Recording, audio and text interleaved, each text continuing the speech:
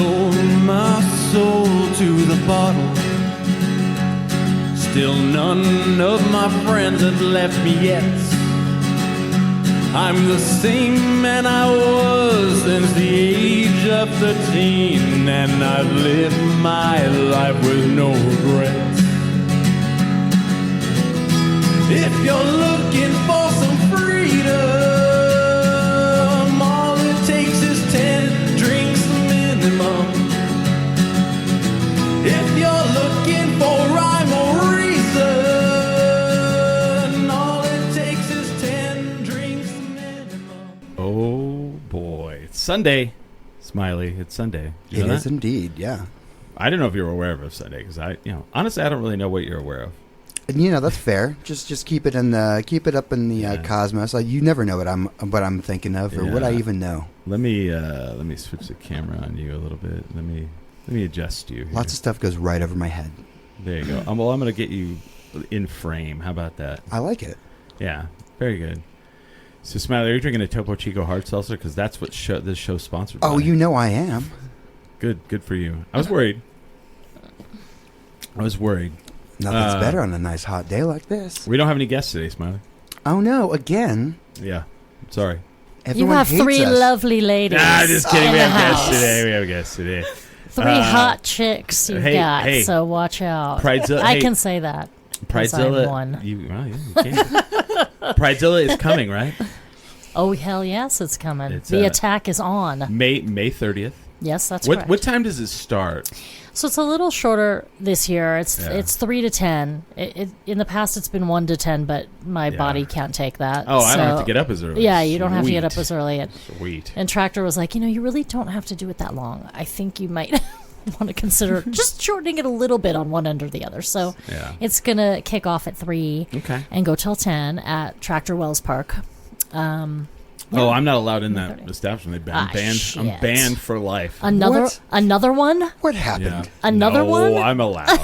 It's fine. It's fine. What'd you do this time? No, that would be fun. It would be fun. They probably just banned him for lunch. I banned for lunch.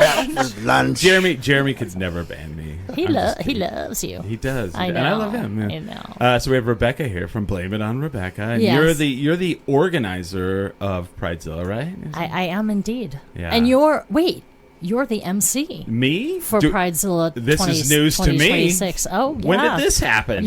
Your agent didn't tell you? Because it's been in the works for quite a while now. I've been fighting to get an agent. Yeah, that's way to bring up a source. Oh, sorry. My favorite thing too you is, need to fire the one you have, I know an I think. agent, and she's like, "You're so busy all the time," and I'm like, "Yes." That's why I need you to be my agent. She's like, I just don't know what I would do for you. I was like, well, when someone asks me to do stuff, I'll tell them to ask you, and then you ask for money. Do I have to tell you how to do the job here? I'm like, perfect. That's or manager. Yeah. You could manager might be. There you go. Maybe. There you go. I think you can push them around. All right. You need a manager. Like I need an agent. Their job's to find me more jobs. Right, a manager has to manage what you've already. And then from Casa Q, we have Jessica. Welcome. Thank you. And then we have one more. We have from Blackwall Arts. Say this in production. Yes, Blackwall Arts and Production. Yes. Okay, Kamisha. We have a full studio here. I know. We're full rocking. studio. It's been a while. It's been a bit. But let's talk about Pridezilla. Pridezilla is May 30th from 3 to 10. It is, and we actually have. We're doing some extra events this year, which is new. Okay. And fabulous. Do I need to be at those events? Yeah. No. Oh, okay. No, you don't need they're to. awesome. I mean, only I could. because they're You awesome. should, I mean, if you want to come and do like a live stream I should. Okay. So terrorize Kamisha. Yeah. Or Lots of options Jessica. there. But Jessica, I think, might be at all of them. Yes. I'm I will pretty be. sure she'll I be will at be all of there. them. So. See, this is. I should have said this. Do I have to work at any of these? Yeah. I'll show up and have fun. That's what he's really asking. Yeah. I know. Well, What are my responsibilities? Yeah. And I don't. You just have to talk about it. That's all. Sweet. You talk a lot about. Well, and so no. So you're gonna do the MC. Will Smiley be joining you? Will you be like a duo MC at May 30th? Smiley, are you an MC guy? Can you MC an event? I have before. Okay. Well, then maybe Small ones. Yeah. Yeah. I mean, whatever. if he wants to be there. If he wants to come, someone he's was just. welcome to. I think I was at Low Spirits one time. They're like, "Can you just introduce people?" And I was like, "Yep." Yeah. Well, see, the It's like thing they that have a he list. does. All you so have to do is read it. here's what Smiley does well. Like, we'll do the El Paso Comic-Con or whatever, and he'll go with me. And then he just is there with me, and then all of a sudden they look and they see him with me, and then they go, "Oh, you must be in charge of stuff." And then they start going, "So where do we need to put this?" And Smiley will be like, I don't know. I have no idea. I have that natural managerial quality. You don't just make shit up. You're like, you can put that right there. I've worked at convention And centers before. Yeah. I'm all, listen up. I need another mic. There's some cables Yeah. missing. Do you know Yeah. who's up next? We have 4 people on the stage. Right. You work here, right? You just make shit Yeah. up. You're And like, then and then I'm the opposite. They're like, "Hey, are you going to clear this whole room out?" And I'm like, "No." Like, And they're like, "Well, don't you think it's not fair for the people that are in line?" I'm like, "Yeah, I think that's totally not fair at all." So you're going to do something? I was like, "No." you're like, that was not in my Are you not in contract charge that I of got this? from my agent. I said, "Are you not in charge?" No. I'm the guy that goes on stage and I talk to the talent, and then I leave the stage. That's the extent of my responsibilities. Well, because I learned a long time ago that if you allow people to give you more responsibility, they will. They will indeed. And then all of a sudden you're like, "Oh my God, I'm stressed out and I'm overworked." Yes. Yeah. I got the opposite one. I see people doing shit badly. I'm going to make that better. Yeah, see, Yeah. I think, Why are you doing Let me that fix wrong it. over there? yeah, I think that's where I fall into that category. Unfortunately, I can't just be like. Well, I used to be that. Good luck with that. And then I was like, you know what? Why am I? This ain't my thing. Why am I doing that? Yeah, so Chris can just push me in front of the problems now. I'm gonna go sit. I'm gonna go Perfect. sit in the green room and eat cheese. You know. He'll We'll tell me definitely bring Smiley to Pridezilla because I'm sure there will be problems. Okay. So you can just push. And he can take charge. Smiley at, Yeah. at them. We have little Bobby. He's watching live. He Hi. said, "So then, what's this all about?" So then, what's this all about? I don't care for little Bobby's attitude right away. Right? Right away, I am. He's already. Love you, I'm Bobby. lit, and now I'm on one. on your back. But Eva Blaylock is also there. She says, "Hi, lovelies." Well, hello, Eva Blaylock. She's a Hi, lovely. Look at that. She has a cat. She has a cat. Oh, as I a- love the cat. That's Right? cute. Uh, But yes. So we have 3. So we have a what I cleverly am calling Pridezilla. All right. And that is, yeah, I know, because I'm No, I like it. so clever. I'm into this. I love it. I'm so clever. Yeah. I'm here for Prizilla, Prizilla. and then we have like a postzilla, but we're not calling it that. So Kamisha, so I went to Kamisha. I'll have her talk about Blackwell a little bit in a minute, but they're also a nonprofit, and every month the gallery and it's an art gallery, it's a live event venue.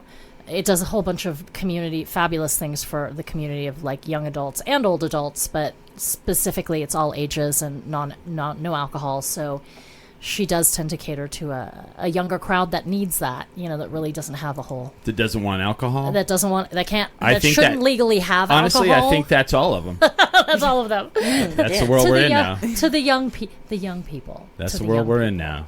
Yes, They- but they- most people don't want like teenagers in their space. roaming teenagers in their, and she loves them. I grew up through that kind of thing. She Yeah, loves them, it's and better if Jessica you don't loves them. hand the alcohol. No. Yeah, that's a it's good so thing. much better when they don't Yeah. have alcohol. Yeah, Absolutely. I mean they're rambunctious enough without inhibitions getting just sloughed to the side. I also like them to know that sober is cool. Sober That's is right. cool. Yeah. Well, I agree with you, but like I was saying earlier, I like when I was a kid, I was very sober, and then until I was 18, and I went to Germany. But like there was that 18 to 21 where you didn't drink, you drank, but but like I don't think kids are doing that anymore, which is good. I think it's great. I mean, Oh yeah, it's really impressive. yeah, I mean, it was kind of the same for me. My Yeah. father worked in bars and managed bars, so I was bartending or waitressing, and it was a free for all. You could totally drink with your customers. Oh, It's yeah. not like that anymore here, but where was that here in New Mexico? Mm-hmm. Weird. Okay, yeah, that sounds very Midwestern. Weird. That sounds very It Midwestern. does. yeah. Midwest was that way too. Yeah, I big time. bartended up there as well. Oh, okay.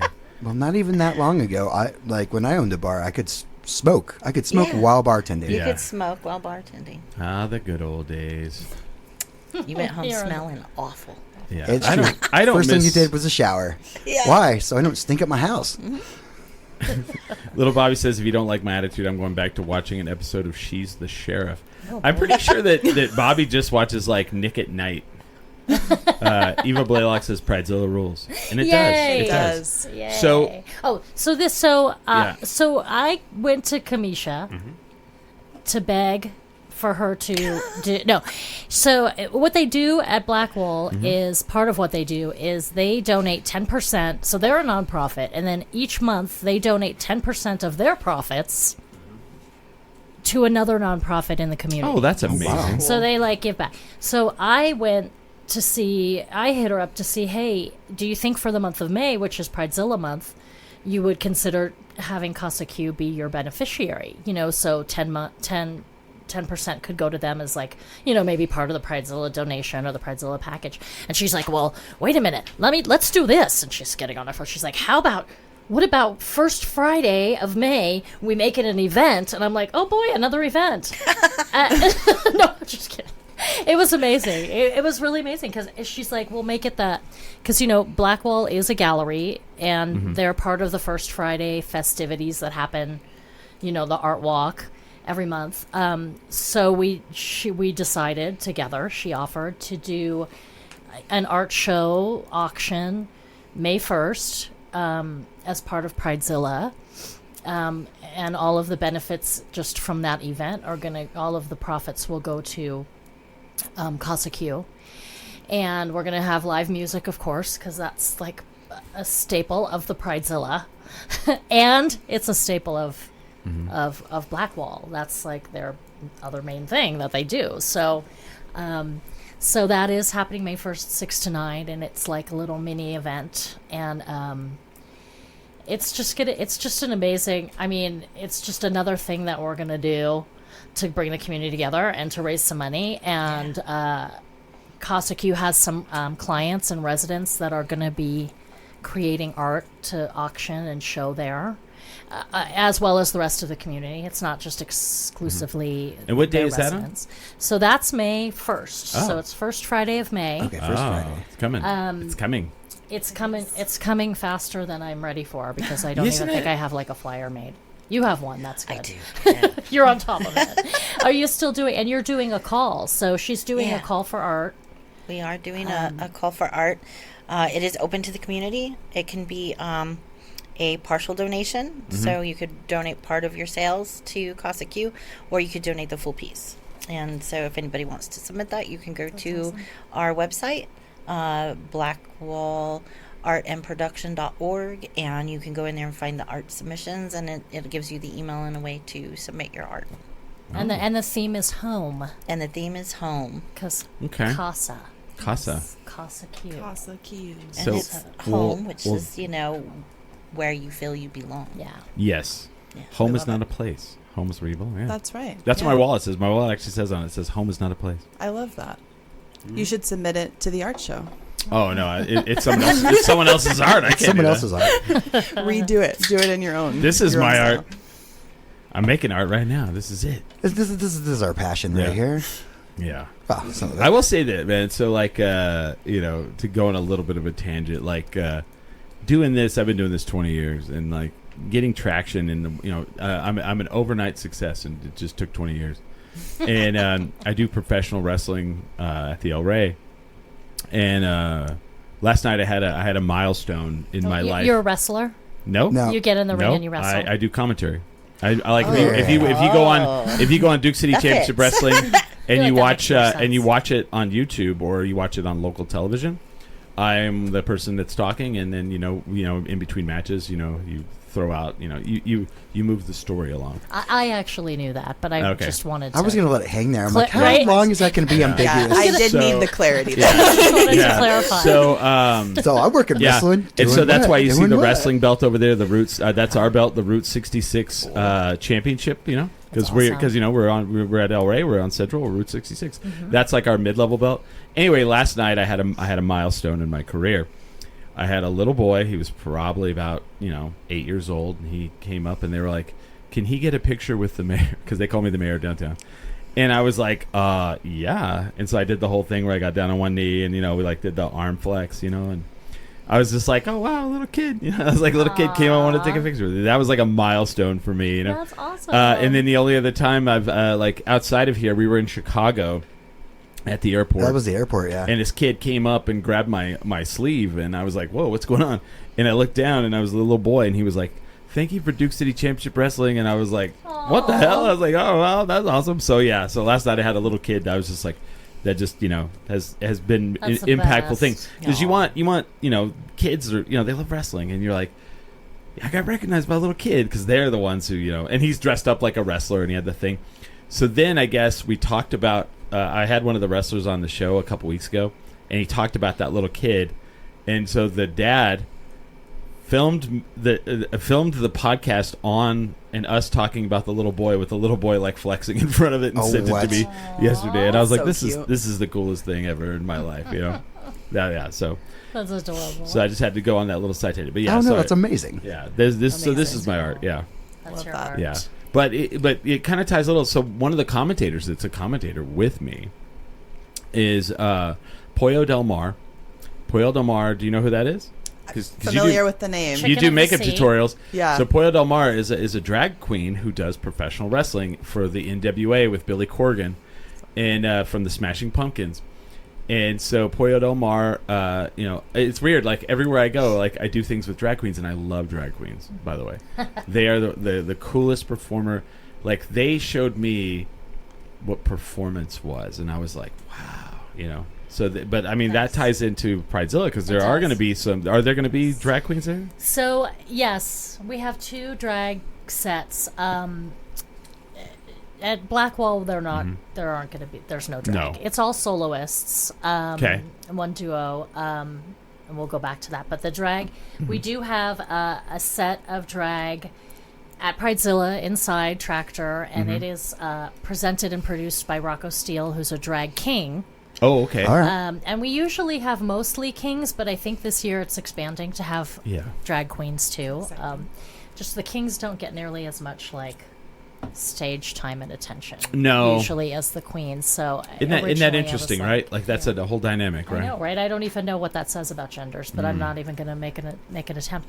So and then we also have Dragzilla, which is part of the Old Town Pride. So Pridezilla is at Old Town Pride also, which is in June. That would be the 3rd event that's also fundraising for Casa Q this year. And that is it's like a 45-minute drag, family-friendly drag set. The one at Tractor isn't particularly family-friendly. Gotcha. It's More a bar, risque. so yeah. I mean, it is technically all ages if you're with a parent, but if you're with a parent in a bar after 8, you see what you see. It's like, okay, that's where you've been warned. Hey, I'm with you, man. Yeah, so I mean, I do put 18 and up for I've had someone the comics, the drag, and the poetry slam, because they're all filthy. I mean, it's and I've had someone, they're like, "Can you not cuss?" And I was like, "Wait a minute."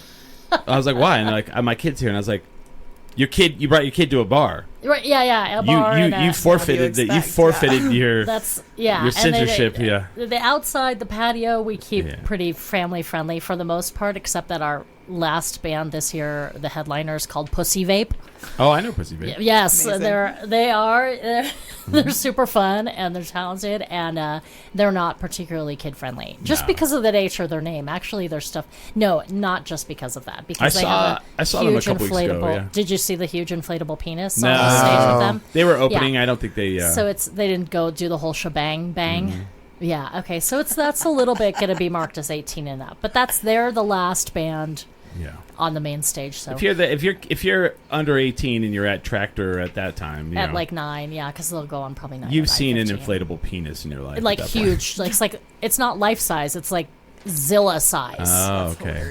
Yeah, Like- Amazing. Like a It's person like size. Zilla Like size. a person size. Yes, like a person size. Like ouch. Like like some, Zilla like size. someone could climb into it and Or move on- Smiley. around. So maybe Smiley On will not it, be or- there. I could be in costume. You never know. Cancel This guy can never recognize me in costume anyway. Can you have your co-host not run around with the giant penis again? Smiley, Please. put the penis back. Inside the Put the giant penis back. Oof. Yeah, it happens. So, but that's all. The rest of the patio is family friendly. We try to keep that. Little so. Bobby says, I'm going to bring my almost 7-year-old to see us for the first time. Ooh, yay! Oh, so Shoulder Voices Mm-hmm. is Shoulder Voices has like the main point. We're announcing all of the acts tonight. Wait a minute. today. Shoulder Voices is going to be there? Shoulder Voices is going to be there because I'm out. they've there I'm every. out. Oh, come on! I'm doubling down. I'm going to go watch. I'll double your pay. I'm going to watch. Which would be. I'm going to go watch Nick at Night instead of being there for Shoulder Voices. Shoulder Voices has played every Pridezilla except for one. So this will be the 6th Pridezilla iteration. All right, I'll do it. Please, I'll stay. I'll double your my allowance. I'll double your allowance. I was gonna say I'll pretend to be Chris and me. Okay, yeah, there you go. I'll bring a Chris mask. There you go. Fair enough. But yeah, Instead Shoulder of being Voices in is giant- going to be giant penis. is going to be playing on the main stage again. So Yeah. it's 5 out of 6 now. So there's multiple stages. There's multiple stages. So we have the indoor stage, which is inside the bar, and that's kind of where the grown-up stuff, most of the grown-up stuff is happening. Just like the comics and the drag and the poetry. Yeah. There are a couple. Seth Hoffman's gonna play inside. Just the soloists I tend to put in there, and he's a singer-songwriter, so Seth will be playing. Okay. Amy Tuthill is also a local singer-songwriter that'll be doing a short set in there. And then because I'm down a band, I will actually be in the cabaret stage this year doing a solo set. And the 'cause cabaret stage is outside? Cabaret is inside. Inside. So it's sort of like, cabaret, like all different kinds of acts are in there, not Yeah. just the music. So I was a judge on a cabaret show, so do I judge? Do I come up and I go, know. well, you could. I liked what you were doing with your outfit. I didn't care for this part. No. Yes, we'll give you a brush kidding. to talk I'm kidding, into. I'm kidding. Like, I'm kidding. no, just kidding. No, you will be on the main stage, which is the patio stage, Okay. which I believe is actually going to be sponsored by Albuquerque Community Foundation. They just messaged me and they're like, Oh. we want to make a huge sponsorship donation, so now we can cover all expenses. Oh wow! And we're, we're doubling your fee, which is double of nothing. Yeah. Because you're I was, volunteering. I was No, you're like, amazing. I was like, do I have a fee? I was like, I don't think so. I was 2 like, times 0 because I don't have an is- agent, so No. Usually and- they just pay us in booze. Yeah. in booze. Well, and pretty much everybody across all of the entertainers across the board are volunteer. They're all donating their time, their talents, comics, drag, MC, the bands, the poets. It's really amazing. I don't. It's hard. It's amazing that people are willing to do it at all. Right. Because money is so tight now for everybody. yeah. So. But yeah, then the main stage, which is the patio stage, which is hopefully the Albuquerque Community Foundation stage, is where the bands play. And the full bands, like Shoulder Voices with Little Bobby. with the vaudeville, he says. With the and the vaudeville, the can dancers are out on that. No can-cans. No can't. The can't dancers are there. But I did bring my list because I forget. We have so many fabulous Yeah. acts, and everybody's new this year, pretty much except for Shoulder Voices. Yeah. They're the staple, and then Blame It on Rebecca was the staple. So really the only repeat this year is Shoulder Voices. You're not which even is playing pretty this cool. year? Just by yourself? I'm gonna do the solo set inside. Just because I'm down a band right now. Oh. So we'll see. We'll There's lots of time. there's Filling plenty in the of time. gaps. I have plenty to do at Pridezilla Yeah. without having to also pull off a whole band show. Yes. So, but it's very exciting. We have aside from MC Chris and possibly Smiley, we have Blue Jay and the Pigeons is doing it this Oh, year. that band is fantastic. I've heard family. So I used to play with Chris and so Chris and I and can't Jeff. let that. Hold on. Chris and Jeff. MC Chris is someone else. This is Cohen Burnett. MC Chris. It's freaking me out. For a No, second. to call me that, call me MC Chris. I don't like Burnett. How about MC Tendrin Chris? There you go. All right. That's what Bobby calls you, Tendrin Chris, because it's your handle or whatever. Yeah. But Chris and so Vertigo Venus Oh, was Chris and Jeff's Yep. older band, right? Yep. And they played on the first Pridezilla, Oh wow. which was 2012. I was gonna say that had been a long time was ago. a 'cause long they were time not. ago. Yeah. And that's how I met Chris. I didn't really know Jeff, but Chris was Yeah. my contact there, and he reached out. He's like, "Hey, we want to play. We're like the queer band of Albuquerque Oh. or whatever." And I'm like, "Okay, sweet." So they played the very first one. Oh, they did. Okay, so October Night Living cover bands. Mm-hmm. They did the B-52s one year. And, Vertigo Venus. And no, Blue Jay and the Pigeons. Oh, okay. And I'm like, okay, B-52s, whatever. I'm a whatever on B-52s. Yeah, me too. If the B-52s are on, am I going to listen to it? Yes. They got up there, and they did like 3 wardrobe changes. Right. They had like 12 people on stage. They had someone dressed like a planet, someone dressed like a spaceman flying around. Oh, that's fun. And I was like, who in the hell was that? It was so fantastic. And I talked to him after. He's like, it's been my dream to do the B-52s forever. And I was like, was it Jeff that you talked to, or Chris? Probably Jeff. I think it was Jeff. The singer with the blue hair. Yes, yes. So, and they're brothers. I did not know Chris that. and Jeff. And so now they do, Vertigo Venus is no longer. Yeah. And now they have Blue Jay and the Pigeons. And they're mostly covers, I think, of, like oldies and doo-wop. And there's like 9 pieces in the band. And I love them. they're awesome. They're mostly queer. I mean, I don't know if they have their cards, their queer cards on them at all times, but it is definitely one of the queer bands, because they're not all, I don't just book. Everyone's like, well, is it all queer bands? I'm like, I don't check their IDs at the door, like people who just want to play. It's like people who want to play and contribute to the cause, and that's me. I'm just here to, because Yeah, totally. Yeah. Wait, you're not queer? Oh, you're fired. I'm sorry. I'm I not, can't. no. We'll have to change that.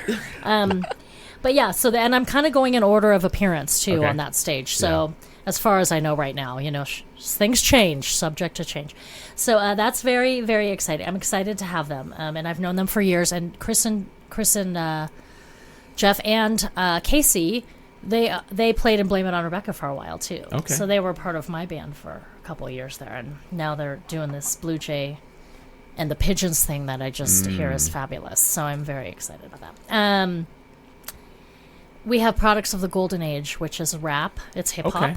And they are actually back. So they kind of got back together. They've been not together for like 10 years or something. Oh, so it's a comeback show. So it's a comeback show. So that's pretty exciting. And then we've got That Band, which is covers. Okay. They're like a 80s, 90s, 70s cover band. Oh, all right. And they're like glittery and fabulous. And it's all kinds of like local players that are, alumni players around town. But that's sort of our cover bands. And we do both, like covers and originals. So PGA is originals, which is nice. I like to get a little mix in there. We have Ordinary Things. Do you know Ordinary Things? They're also... I've heard of them, yeah. They're original I'm not band. wearing that shirt today. Ordinary Things shirt? Do you have this shirt? I think I do. Yeah. Oh, okay. They're pretty fabulous, too. They're originals. They do originals, and their drummer drums for a million people, of course, and she's the lead singer, so it's pretty cool. Oh. She's like the main singer. Who is it? It's Jackie. Oh, I know Jackie. Okay, well, come on. She also, I think she drums in the ABBA band. Oh, yes, and, yes. Never mind. I know exactly who you're talking about. You know who they are. Yeah. Yeah. And they're pretty fun, and I think I asked them last year, but they weren't available, so they're coming this year, which is exciting, and then she also plays with... wait, let me make sure I have this right, because she plays with Eileen and the In-Betweens. Yeah. Who is next on the stage. Awesome. So Eileen she didn't have to and take the her drums In-Betweens. down. Yeah. I did that on purpose. So she does. So she's going to drum for both of them, and Eileen is also original singer, songwriter. Their band is amazing. They have They're beautiful great, harmonies, and they're kind of folky. They're fun. I know Kamisha knows everybody in town, so she's I love them. Yeah, They're she's amazing. shaking her. She's like, okay, I know everybody personally that you've just said, pretty much. So she does. And then we got Shoulder Voices, and they're second to last. And then closing out, does Shoulder Voices need any explanation? Not on this show, no. Probably They're not. the stuffed animal band. They're you know? the stuffed animal band. Did you know, And, did you know Little Bobby loves Star Trek? Yes, I do know that, actually. He was in the movie fun Klinger. fact, Little Bobby was in the movie Hi, Bobby. Where's the Fanboys. camera? Fanboys. I'll put it back on Okay. you. He was in the movie Fanboys, dressed up in his own I don't know Star where it Trek is, so I'm just going to in his own Star Trek uniform. Amazing. Did you know this? No. He was a background actor That's in his amazing. own uniform. Yeah. I didn't know. Oh, nice. Well, the Yeah. magazine is called something in Klingon. Yeah. Oh, that's right. So you brought this for I me. brought it. Look, Bobby, are you The- so proud of me? Little Bobby, who's over here Packed causing Packed. strife in the chat. I have his zine that he created that talks about local Albuquerque bands, Ooh, hand it over. and then you It's also pretty cool. It's just, this is the inaugural issue. Yeah. Blackwall's in there. yeah. And Chris is in there. Yeah. And and the name of it is Klingon. It's like writing. Oh, it was the movie Paul, not the movie Fanboys. Sorry, I thought he was in Fanboys as well, but maybe okay. Okay, I was going to say I didn't see him in Fanboys, but I will rewatch Paul now. He's in the movie Paul. Sorry, as a Trekkie. As a Trekkie, yeah. That's awesome. Okay, yeah. So yes, in his own Star Trek outfit. Yes, I knew he was a huge fan. But so shoulder voices, yeah, they need shoulder voices, and then closing out that stage is Pussy Vape, and they're relatively new. They've only been playing together as Pussy Vape. I mean, I think the people in it have been playing for around town, but they're only a couple years, maybe 2 years in. They reached out last year, but I was full, and I'm also like, well, it's kind of also supposed to be family friendly. So, do you mind if I put you on really late? And they're like, yeah, no, that's fine. Yeah. So, but they're super fun. And they're young, so it's fine. They're not young. Not all of them. They're young to me. I mean, young is in the head. Yeah, they're young in the head. Yeah. No, they're amazing. They're amazing, and they're like raging, angry feminists. I love it. It's beautiful. It's beautiful. So like no possibility that they're just talking about nicotine fiending cats. Probably No. not. Probably not. Because that's the first thing I thought of. I'm like, Not that. I would kind, never yeah, give not, my cat not a that vape. kind of pussy. Yeah, He's no. a sweet little puss, Although but nah. even literal pussy vape, I'm not really sure like How how that would work. that translates to Yeah. life. But I'm sure they will explain it. Probably Or not. Yeah. They don't have to explain their art to you. And they don't. I had to crush my entire dream there. I was So like, sorry. kitty cats with vapes. I like. Yeah, I like.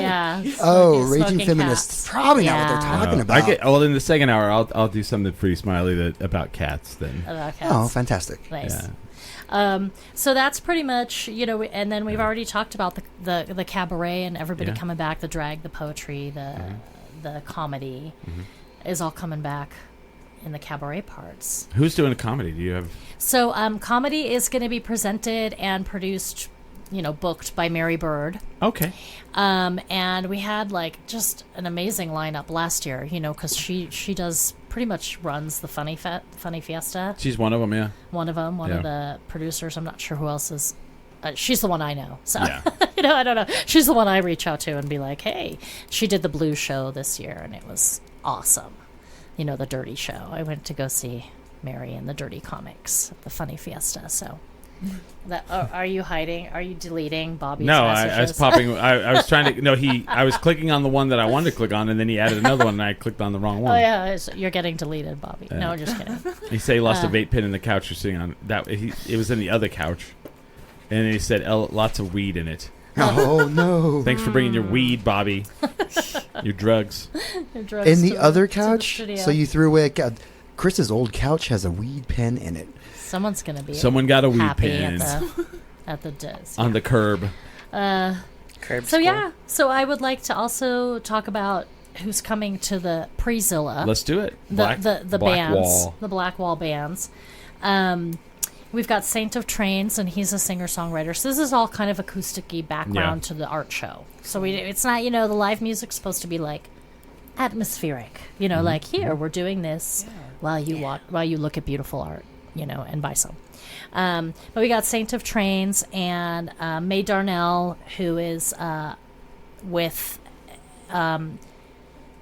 Anything That Moves. Sorry, I'm having a total blank. That's her band, who I think is kind of on hiatus right now, but she's an amazing songwriter too and an amazing performer. So that will be that'll be awesome. The Mark McKee Experience, which is they do covers of old TV theme songs. Really? What? It's like a Wait, two-piece. what? Yeah, it's like old TV show theme Okay. songs that they do. I was at a party with my That seems friends. really distracting. I'm not sure I I'd be know. able to look so away No. at they're an art last. show. They're Okay. at the end, so Okay. that in case they distract from everything. So I have a yeah. friend who has he has 3 different vinyl of old TV shows from the 70s and 80s. And we were at a party one night, and literally one of the most fun things we did is he would drop the needle, and it was who can guess what the TV show is first. Oh, nice. And that was absolutely you're like Maybe we'll have The to have 18, prizes yeah, for that. yeah. We'll have to have Yes. prizes for that at the show. Yes. We'll think about it. Yeah, Yes. that's cool. They're really fun, and that's actually Chris Cannon. He's in Blue Jay and the Pigeons. So this Oh, is his wow. side project. It's the duo with a family member, and it's really a fun band, and they're very talented. Hawaii Five-O! Hawaii Five-O! Yeah, totally. Yeah, you'll probably recognize. You're freaking the dog out when you do that. She's like, "What are you doing?" Oh, No, she wants me to pet her. This is not her freaked out. This This is is not very, freaked out. very calm. She's very calm. Boo. Yeah. So that. Oh, and there's Sage LaCappa, and I don't know anything about Sage, so that Sage- was your booking. So Yeah. Sage the Kappa is a duo. It's a husband and wife duo, and they're absolutely amazing. They're indigenous, and they just have such a wonderful sound about them. The love that they have for each other really actually projects through their music as well. And they're just really genuinely cool people, and so I'm super stoked. They do a lot for the community as well, so I'm super stoked to put them on the bill. That's awesome. Yeah, and you brought May in too, which I was Yeah. super excited because I didn't really know her before. So May is awesome. yeah, and so talented. Oh my gosh. and, yeah, great songwriter. And then we also have, and I don't know if you guys decided whether to raffle or auction the Hurd paintings. So we have 2 prints by Anthony Hurd, who is a very well known in the art community Albuquerque artist. That's not my community. That is Kamisha's community. Yeah. And he has donated prints to Casa Q Yes. for them to use to fundraise. And so Casa Q is bringing these out, to auction and raise money at this particular Wow, event. I'm having camera Nice. issues. My I camera's know. going I'm like, crazy. that's what's I was happening. like- Hello. It's good over I didn't there. know my knees would be. I'm trying to get it to My stop knees look good. moving. I'm trying to get it to stop moving. So it's I would've- it moves by AI. And I want Amazing. and AIs that's going to take over the world. And you move your show it. hands a lot, and it makes it move. Oh, I'm sorry. it's okay. I do move my hands a lot. I do that too. I I just talk with my say- hands. But it's also it's gonna like be bad. so. It's Oh, okay. now I'm going to try to do it. They No. had to move me from that corner because it wanted to focus on the cow head. Yeah. Oh, It's all every time. you're not energetic enough, Smiley. Well, this is more important up here. This is good. The cow head. Oh, that's funny. Well, now I'm going to just try to confuse it. No. But it's a big deal, Yeah. and the Anthony Hurd, and you can look him up. And on the Pridezilla webpage, I have posted images of the 2 prints that are going to be auctioned off, which I hope doesn't offend him or anybody. I mean, I've credited him and said that they're Casa Q's. So, but it's a big deal, and so that's really like one of the main focuses of that event now, since they brought that to the table. I mean, we were just going to do. Yeah. We were going to do it anyway, but I was like, guess what? Yeah, we have actually a few more artists who have donated pieces to be in auction. So what I was honestly just going to do a silent auction. So people can kind of come, there'll be like a paper right next to the pieces, and it'll kind of have a starting bid based upon the value of the prints. And then they can go up from there. And then at the end, they get to purchase their piece and take it home immediately. And then, of course, everything, that's on the wall is for sale as well. But it's a real honest, it's an honor, actually, to have any Anthony Hurd pieces come through the gallery, as well as, the ones from Casa Q for auction, because he is such a strong voice when it comes to the community, especially here in Albuquerque, which is, he's an amazing human, an amazing artist. Oh my gosh, the colors. Oh, and I they're think, beautiful. and did I see in an email that that Casa Q was going to invite him to come and maybe make an appearance? I think I saw. think that invite Shannon is going might to be- go out there. That would be amazing. Yeah. So he may come and even like sign Aw, things. that would be An incredible. appearance? That would be That would great. be amazing. Yeah, I Wow. can't guarantee it. Don't quote me on it. I'm but not I even sure that that's happened yet. Yeah, but I I do think that's the I plan. think they were That gonna would be reach out to great. him, yeah. Okay. So that would be super super cool. Yeah. But yeah, so that is that's Blackwall. Do you want to talk any more about Blackwall before we move to Casa Q? Yeah. Oh, sure. And what you guys do for all of the teens Absolutely. in the Yeah. community? Where's it located at? So Blackwall is located at 2125 San Mateo Boulevard Northeast. We're just south of Indian School. Okay. And basically like across from the Starbucks. And so we're basically an all ages nonprofit community space. We do sound and art. We do sound classes for youth, which will eventually end up with a internship or entry level sound jobs. And then we also do month-long art classes every summer. This year is based around skateboards and skateboard cool. art and skateboarding. So they get to take home a skateboard deck and put the art on there, and then they have their own art show at the end, which comes complete with some music in the background, and it's a great time. The kids, they absolutely love that, and I enjoy teaching it as well. Shout out to Megan Lemke, who also helps with the art classes and teaches for us. She's been an educator for quite a while, and so we work a lot with neurodivergent artists, disabled artists, first-time artists, elderly artists. Same in the lines of music. First-time artists are always welcome at our venue. We kind of specialize in that because we also do like to, we like to guide them on how to do things, especially high school bands as they're first forming. They don't really know the etiquette and things when it comes to booking venues. So we give them a hand in that. Good. Yeah. We actually, this summer, will be doing a Band-Aid 101 class, which will be a very intensive kind of hours-long class that they can come and learn how to promote themselves on social media, how to interact with venues, venue owners, booking agents, what to send to booking agents, and venues alike, and just the basics that you need to have to get by as a band. That's okay. So I want to talk about that a little bit. Okay. So I love Chris has an be opinion. loaded. Yes. No. I love that. I love that you're doing that. Okay. So Chris is all, where can I sign up? No. Shut up. So like 3 weeks ago, I live down here. So I pop into Launchpad all the time, right? Mm-hmm. So I go to Launchpad and it's a Thursday and no one's there, and no one is there. And we've all if you're into music, we've all been there. It's you're like, man, nobody showed up today. Mm-hmm. So I go over and I was like, I'm talking to the booker, and I was like, who's playing that? He was like, yeah, it's a band. It's their first time to play Launchpad. He's like, they've been doing DIY shows, but they've never played here. This is their first venue show.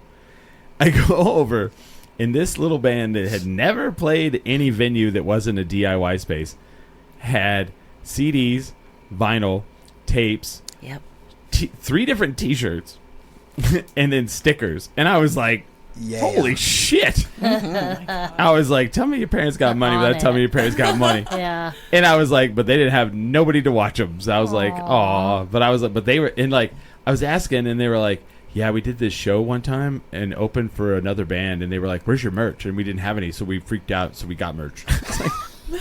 I was like, I think you over freaked out. I will tell you, we're gonna get all the merch. These kids, though, when they do play these DIY spots, they become very well known within the community. They do, yeah, and they end up, making decent amount of money to buy that merch, or they make their merch themselves, which has been really cool to witness kind of this resurgence of going back to like the early 90s, late 80s, right? Where you're printing the shirts. Yeah, you're where like doing a printing party. Doing it, and they do that, and they all get together and make zines, have zine parties, and they bring them in, and they're very efficient on what they do. Can we it's amazing and awesome. I don't know if you're staying. Are you gonna stay for the second hour? Sure. Okay, let's hold that. Okay. Because I want to talk about that more. Okay. Because this is something that's very important to me as a person who loves music, that this is happening, because there's a lot of we'll get there. Yeah. We'll get there. I think I feel the same way that you do. Yeah, I think you do, and you probably have the same worries that I do. Probably. In this world. Yeah. So let's tease that. We'll pause that. We'll tease that, because I was going to go there already, and you started going there, and I was like, wait a minute, no, I want to do that. I want to flesh that out a little bit, because I love that kind of stuff, and I had already thought about that earlier in the day. Let's get into Casa Q really quick. So Costa Q is who is the benefactor, right, of Pridezilla this year, right? And we have Jessica from Costa Q. What is Costa Q? Yeah, so I'm the development director for Costa Q. We're a local nonprofit, and we provide housing and wraparound services for LGBTQ plus BIPOC youth allies who are either at risk of experiencing homelessness, currently experiencing homelessness. Our youth come from a variety of different backgrounds, but really the thing they have in common is that they need to have a place where they're safe, where they have acceptance, where they can kind of grow in those life skills. So we give them those opportunities. We teach them how to do their own laundry, how to apply for a job, those types of things. And so basically we have two main programs. So we have a safe house for youth that are 14 to 18. That's amazing. And so, well, it's 14 to 17 really, but then they can stay till they're 18. And they come. It's a residential house. They have their own space. We have like Amazon wish lists so that they can request things to decorate their room. They have art, art supplies. All of them love art, so they're super excited. I'm so excited. A bunch of them are preparing pieces for the event at Blackwall, so that's really exciting. So they stay there for that, and then when it's time for them to either age out or they move on to other programming, we do have a transitional living program, and so that's for 18 to 22. And so we basically set them up in a studio apartment. We furnish that apartment for them, and we help encourage them to pursue education, trade school, college, whatever it is that they want to do, or go into a career field. So really just kind of helping them from that point that they were at. There's not a lot of housing for young people here in general, old people. People. People in general. Let me correct. There's not a lot of housing that's probably good for them. Right. Yeah, exactly. Yeah. There's not a lot of, and there's not a lot of youth serving programs here in general, unfortunately. And Costa Q is the only one that's specifically designed for LGBTQ plus youth. Yeah. So it's a place where they can come, they can be safe, they can feel secure. A lot of them kind of had that rejection from their home life, or whatever. They're in the system. They haven't felt that connection and that acceptance from people. Oh, wow. So we really provide that for them, accepting their chosen pronouns, accepting what they choose to identify as, and how they choose to present themselves, and just really helping them embrace that. And it's amazing. You think about your own upbringing and how important it is to have people that support you and want to encourage you to be who you are. And so that's what we do at Costa Q. So we're so excited to be the beneficiary and to be a part of Pridezilla, because it's just such an incredible event and experience, and we're super excited and honored to be chosen. Yeah. Do you guys, I have a question. Yeah. Do you guys have a healthcare piece, like for kids who want to transition, or who maybe are in the middle of it and then get booted from whatever, or kicked off their insurance, or is there a healthcare piece that you either assist with or provide? So we don't directly provide healthcare services, but we connect them to those resources. Yeah. Our staff will drive them to appointments, help them set those appointments up, figure out insurance, which those types of is things. like the hardest. I mean, one of the hardest things, because like I'm one of those people that like, well, you need to go to the doctor. I'm like, okay, and I'm not going to do it. But if you're like, well, here's what we're going to do. We're going to go to this. We're going to click on, okay, cool, and then I'm in. Yeah. And so that is very, critical. It's a big deal. Yeah. Yeah. And establishing Medicaid is like a nightmare. I mean, especially if you're a young person who doesn't even, I need a social security card? So you have to start at that level sometimes.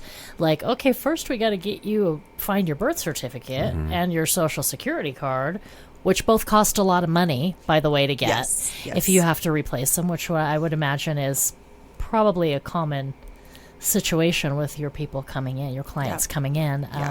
But then navigating the health services, the public health services, is just a nightmare. It could be really overwhelming and hard to tick the right boxes so that they go, yes, you are in need and you can have this. Right. So yeah, we also do medication management. So we connect them to those resources. We're able to kind of meet with their providers, make sure that we're providing them with the correct dosages, the correct medications to kind of help them get back on track with whatever it is that they need to be taking medications for. And we want it to be a home-like environment. That's a big reason why we call it a safe house versus a youth shelter, because we really don't want that kind of image that shelter kind of pops up. I, prior to this, worked at another organization that served the unhoused community, and being in those shelters was so different than being inside of CASA-Q. CASA-Q is just, it's a home. It's an actual house. The youth are able to make their own space and do their own thing. It's not like a room full of cots. Right, exactly. Yeah, there's nothing like kind of, I feel like shelters are kind of sterile, right? Yeah. And I understand to some degree that's how they have to be. There's so many people, unfortunately, that are in that position, and we don't have the resources for them. We just simply don't. And so being able to do this kind of work and really just see these youth just grow, and have a safe place until they turn 18 and then afterward, because we're not going to just push them out. They turn 18 in the safe house, and we are going to help them transition out of that, whether it's in our program or another one. Yeah. That's awesome. Yeah, we don't want them to feel like, oh my gosh, I'm about to age out. What do I do? Eva Blaylock says, is there a QR code to help these youngsters? Is there a place to donate? Is what I think she's asking. Yeah, so we don't have a QR code pulled up, I don't think. But I think if you go to pridezilla.org, you can donate to CASA-Q. Yes, and there's also, our website is CASAQ.org. There's a nice big donate button right on there, and so that'll go to us as well. Yeah. And there's a huge donate button. Sorry, there go my hands again. On the Pridezilla homepage. Yeah, that's why I put Pridezilla.org for everything for you guys. Yeah, because there is a donate. I saw that. Yeah, Black Wall's on there. Yeah. Yeah. So if you guys want to donate, you don't have to wait.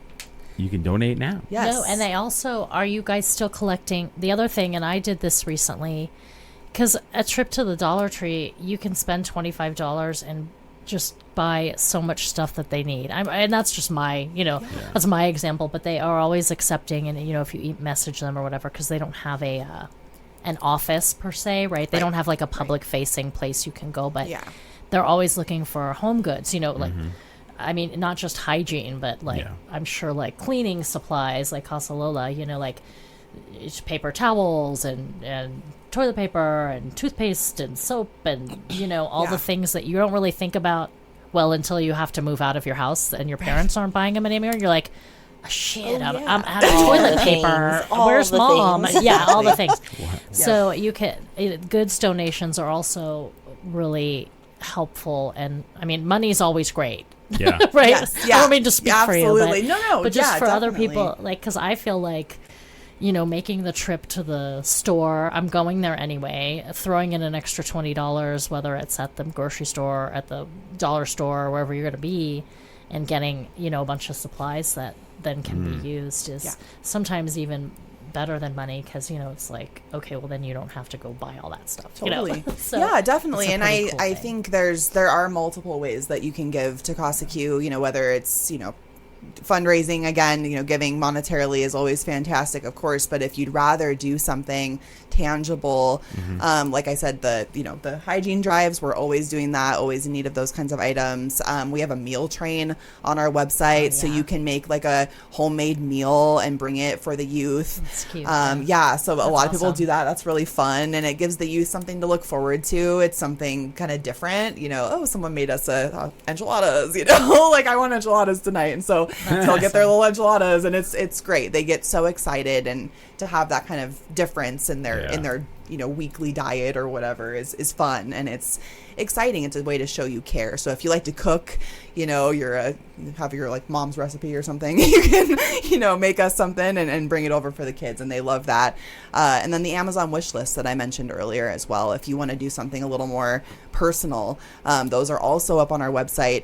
And you can go through kind of what resonates with you. Is it like the twinkle lights that one of them wants? Is it like an art set? It will benefit someone that we serve. It's really cool. We have a list for the youth at the safe house and for our transitional living clients that are in our apartments. So Yeah, so we've got some really awesome kids, awesome people that we serve. Like this year was the first year I don't know, I've never done this before. So I did the Christmas tree for Christmas, and like someone's like, well, do you buy a gift for like a kid? And I was like, no, but I should. And so I was like, let's do it.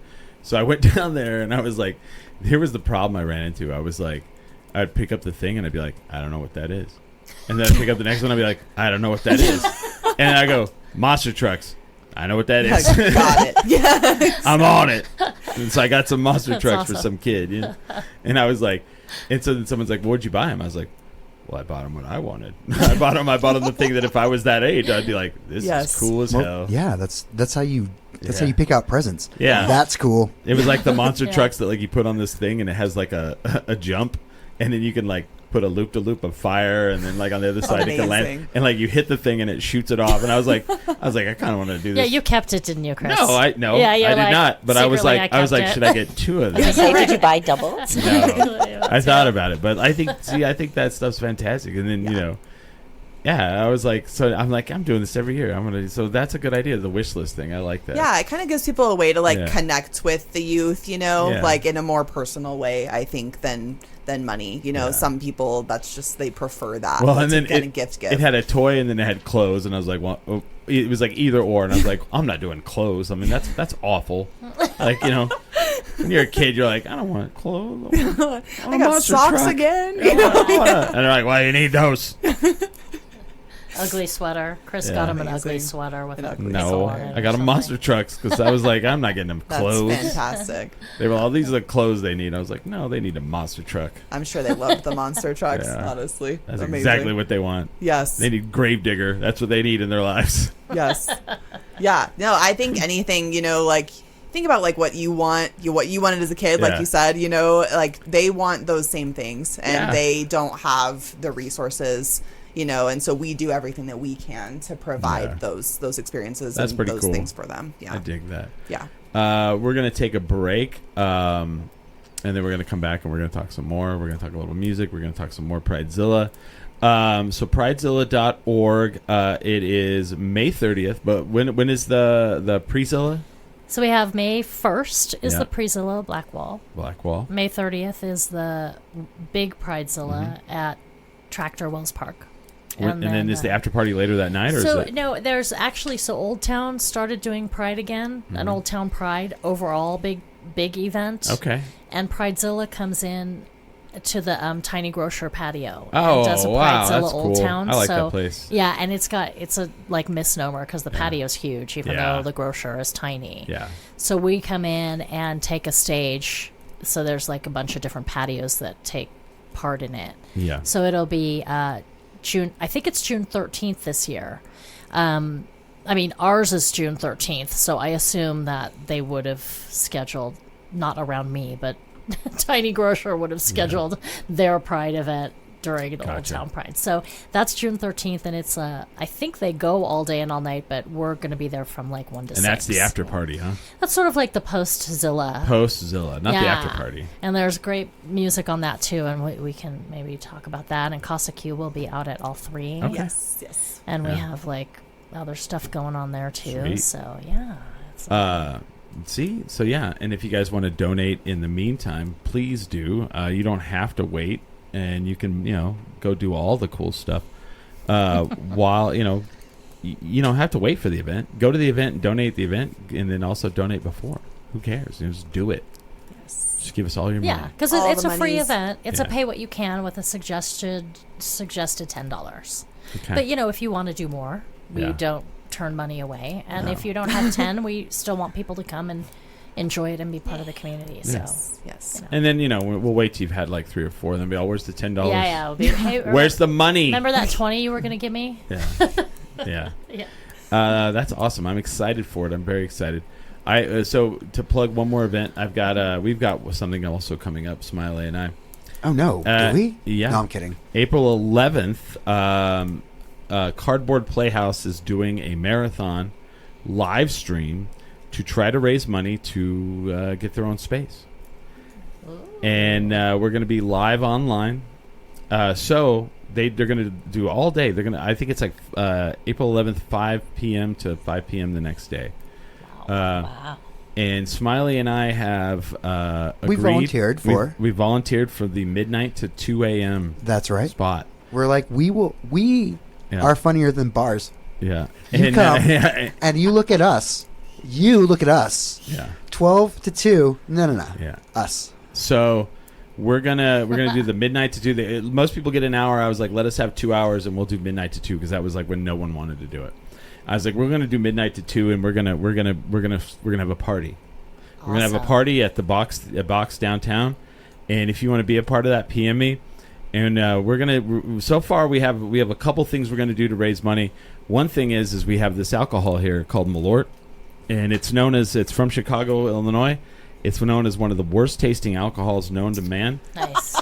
And we're gonna infuse this. We're gonna infuse this with green chili and sauerkraut. Yum. Oh, and for $5, if you donate $5, we'll make somebody in the room take a shot for every $5. And I've had Malort infused with sauerkraut, and I almost threw up. So if we add green chili, it should just give it that much little more punch to really knock it out. Gross. And then I might give that bottle that's not finished, that's almost it's like half full. Somebody wants to infuse one for us. Oh yeah. And we're gonna have a party, and we're gonna raise money, and we're gonna try to raise from midnight to 2 what normally a regular person couldn't do because they're like their friends are not up at like midnight to 2. Our friends are up, and we're gonna charge our friends like to be there, and we're gonna try to raise some money to get these kids because Cardboard Playhouse is awesome, man. They put on shows all over the place, and I love Doug and Kristen at the Box Theater, and I'll do whatever I can to help them. And if it's drinking, me and Chris wish that we had a theater program when we were kids. So. Agreed. And if it means I have to drink nasty alcohol to raise so that you pay, then we'll do it. So I said I'll kick myself in the head. He said he would kick himself in the head. He can do it. I've seen him do it, but it's been a long time. I don't know if he can do it anymore. But I've done my stretches. So yeah, if you like maybe $25, Smiley will kick himself in the head.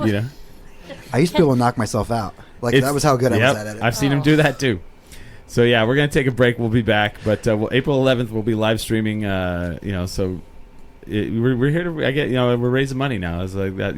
It's good though because I'm all about it, and I think when we go into the next hour and we talk about music, I think that'll also bleed into that a little bit too. So we're gonna take a break. We'll be right back, and with that, we are 10 drink minimum.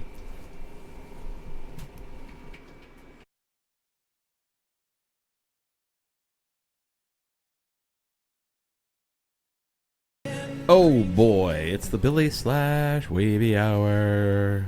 I think Smiley left. Are you? Oh, no, there he is. What are you talking about? I thought you had left. I thought you went away. I was being responsible for a second. Let me get back into my regular persona. Hey, guys.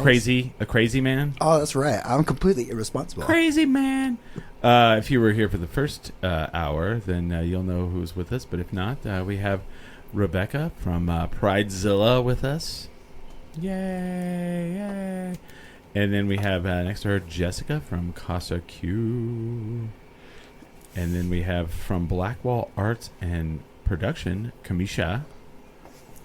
And then let me fix that. Let's see here. Yeah. And so we're in the wavy hour. This is kind of where we're just crazy. We react crazy. We go crazy.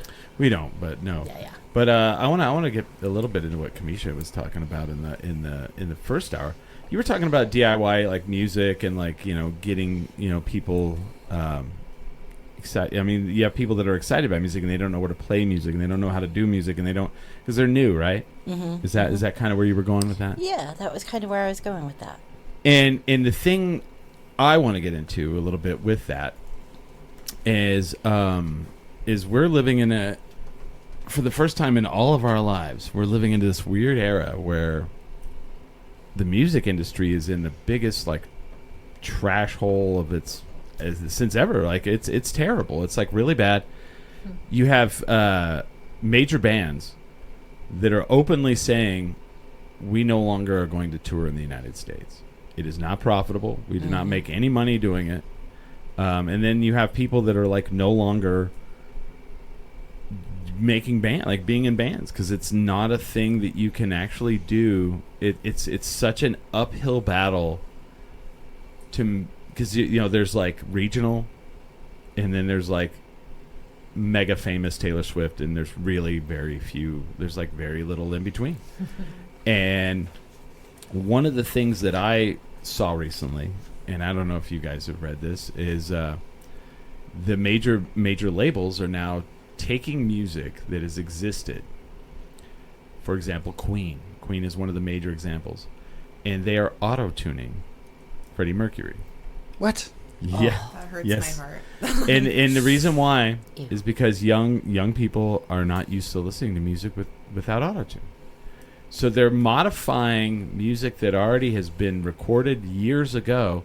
They're going in, they're remastering it, they're cleaning it up, they're perfecting it. They're which you don't need to do.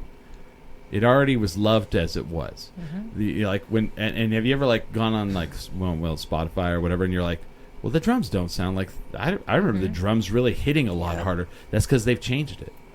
So I've decided I'm going to go in and like I already have vinyl, but you can't take the vinyl out with you that much. So I went and bought a high fidelity player, and I'm downloading old I'm paying and downloading old FLAC music, and I don't want any of the modified anything, and I also don't like that it's not a profitable industry anymore. I want to pay for music, and I want people to be able to jump in and be like, it's art. Like, I don't want it for free. I want to go and pay, and I want to own it. And so, like, I think it's awesome that, like, you're a part of this, like, because kids need to be shown. Because, like, AI can do a lot of things. It can't do live music. Well, now even they're making AI bands. Yeah. And they're utilizing music that's come out prior in this library system that AI puts together to create this band, right? And it's not even real. No. So, it's kind of... Well, did you hear about the guy that made an AI band, and then he created a bunch of AI that would, like, would follow that band and then play it? And so then it got a lot of plays, and so he made a bunch of money, and they got him for fraud. Wow. He made the fake music and then fake followers for the fake music, and then got wait. And that's where we are. We paid you a few $1 million for that, though. So no one made the music and no one was listening to it? Oh, that's why the camera switched switched off Smiley. That's why I was like, what's going on now? Okay, let's see here. There we go. But yeah, no, I read all about that one. Well, and you can't even tell sometimes. Like, we had, my wife likes to do the holiday playlists on YouTube or whatever. Yeah. And we're like, oh, these are really interesting covers of, like, these holiday songs. And we'd, like, go to, like, look up the artist and see who's making these covers. And we're like, we can't find the artist anywhere, and we can't find it. It's not marked as AI. Yeah. It's not marked as totally manufactured. And finally, I think digging deep into the internet, we're like, oh, well, we're not listening to this. Then we boycotted it. But they don't even like label it. And it's the same. I did an audiobooks. Like, I started listening to these free audiobooks at one point. They were like, I'm like, who is this author? Because she had like 8,000 of this series with, the detective. And I'm like, these are kind of weird. Like, the voice is weird. She says things weird. And I'm like, and it's kind of, formulaic. Like, I had to dig in. Like, it didn't say anything about it. Like, none of it was real. Like, it was all written AI. Wow. The narrator was AI. I looked in, and it was like, oh, this is not a real person writing this, basically. It's like a conglomerate, and it's just put through like That's this. That's disgusting. It's terrible. awful. And I was like, oh, no, they're all kind of like the same just or whatever. Feed the AI other people's work.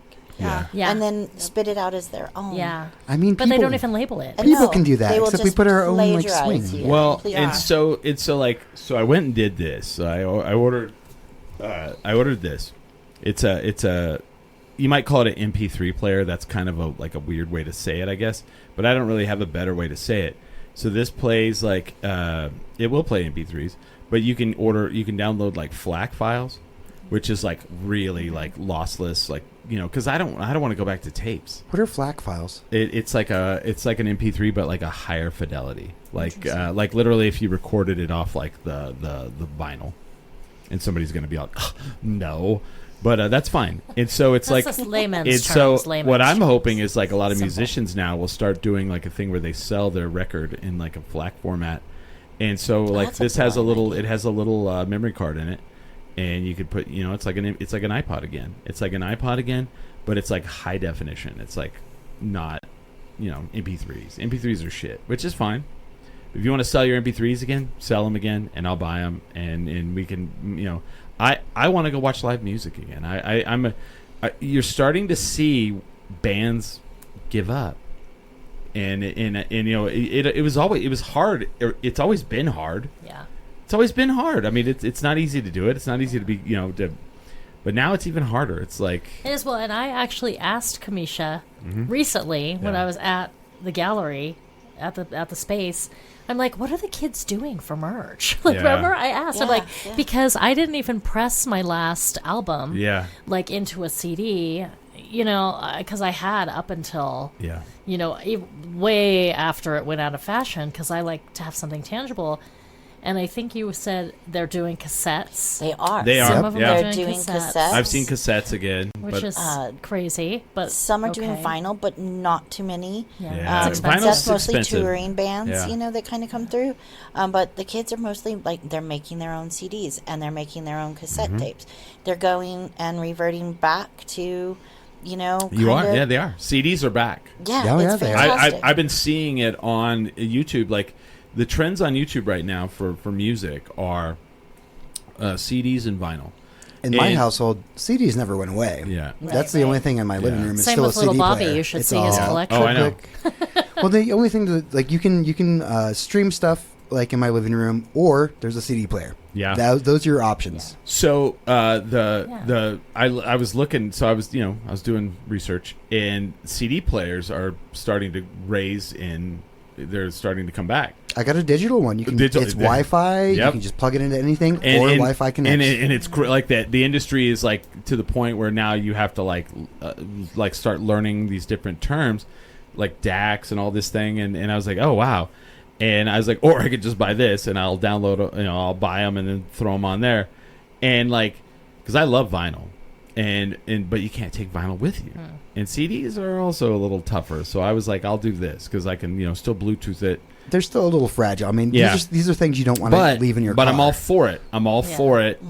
I'm for it. It's kind of like, I'm not kidding. It's like a thing where, what did they say? At least CDs are cheap. Vinyl and CDs both, like every year since 2000 have gone, like the sales have gone up every single year.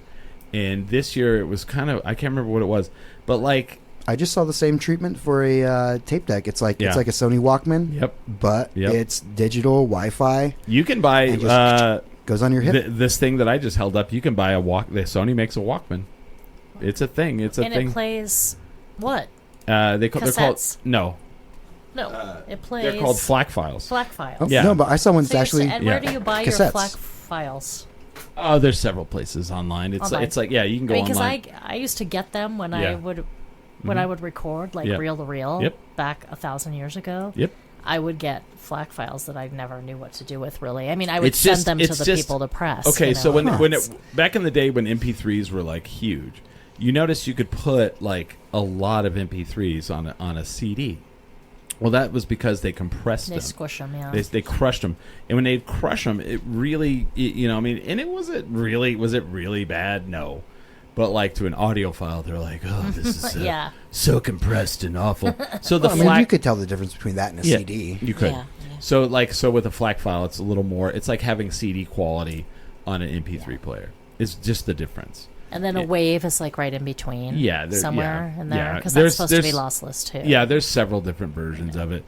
And what was his name? Neil Young tried to he was against MP3 players and all that. He came out with one and his own, and it was like very lossless and it didn't do well because it was like ultra expensive. But like it's not expensive anymore. So like that's the thing. If you can buy someone's music, buy it. Like we're handing this money to like Spotify and Pandora and all this. Well, like here's the thing: Spotify put out a thing that they said that the most listeners that they have, 35% of their listeners are podcasts, right? I make none money from Spotify. None money. Like, people are like, well, we make, we make free media for them. They're like we make 0.0002 cents.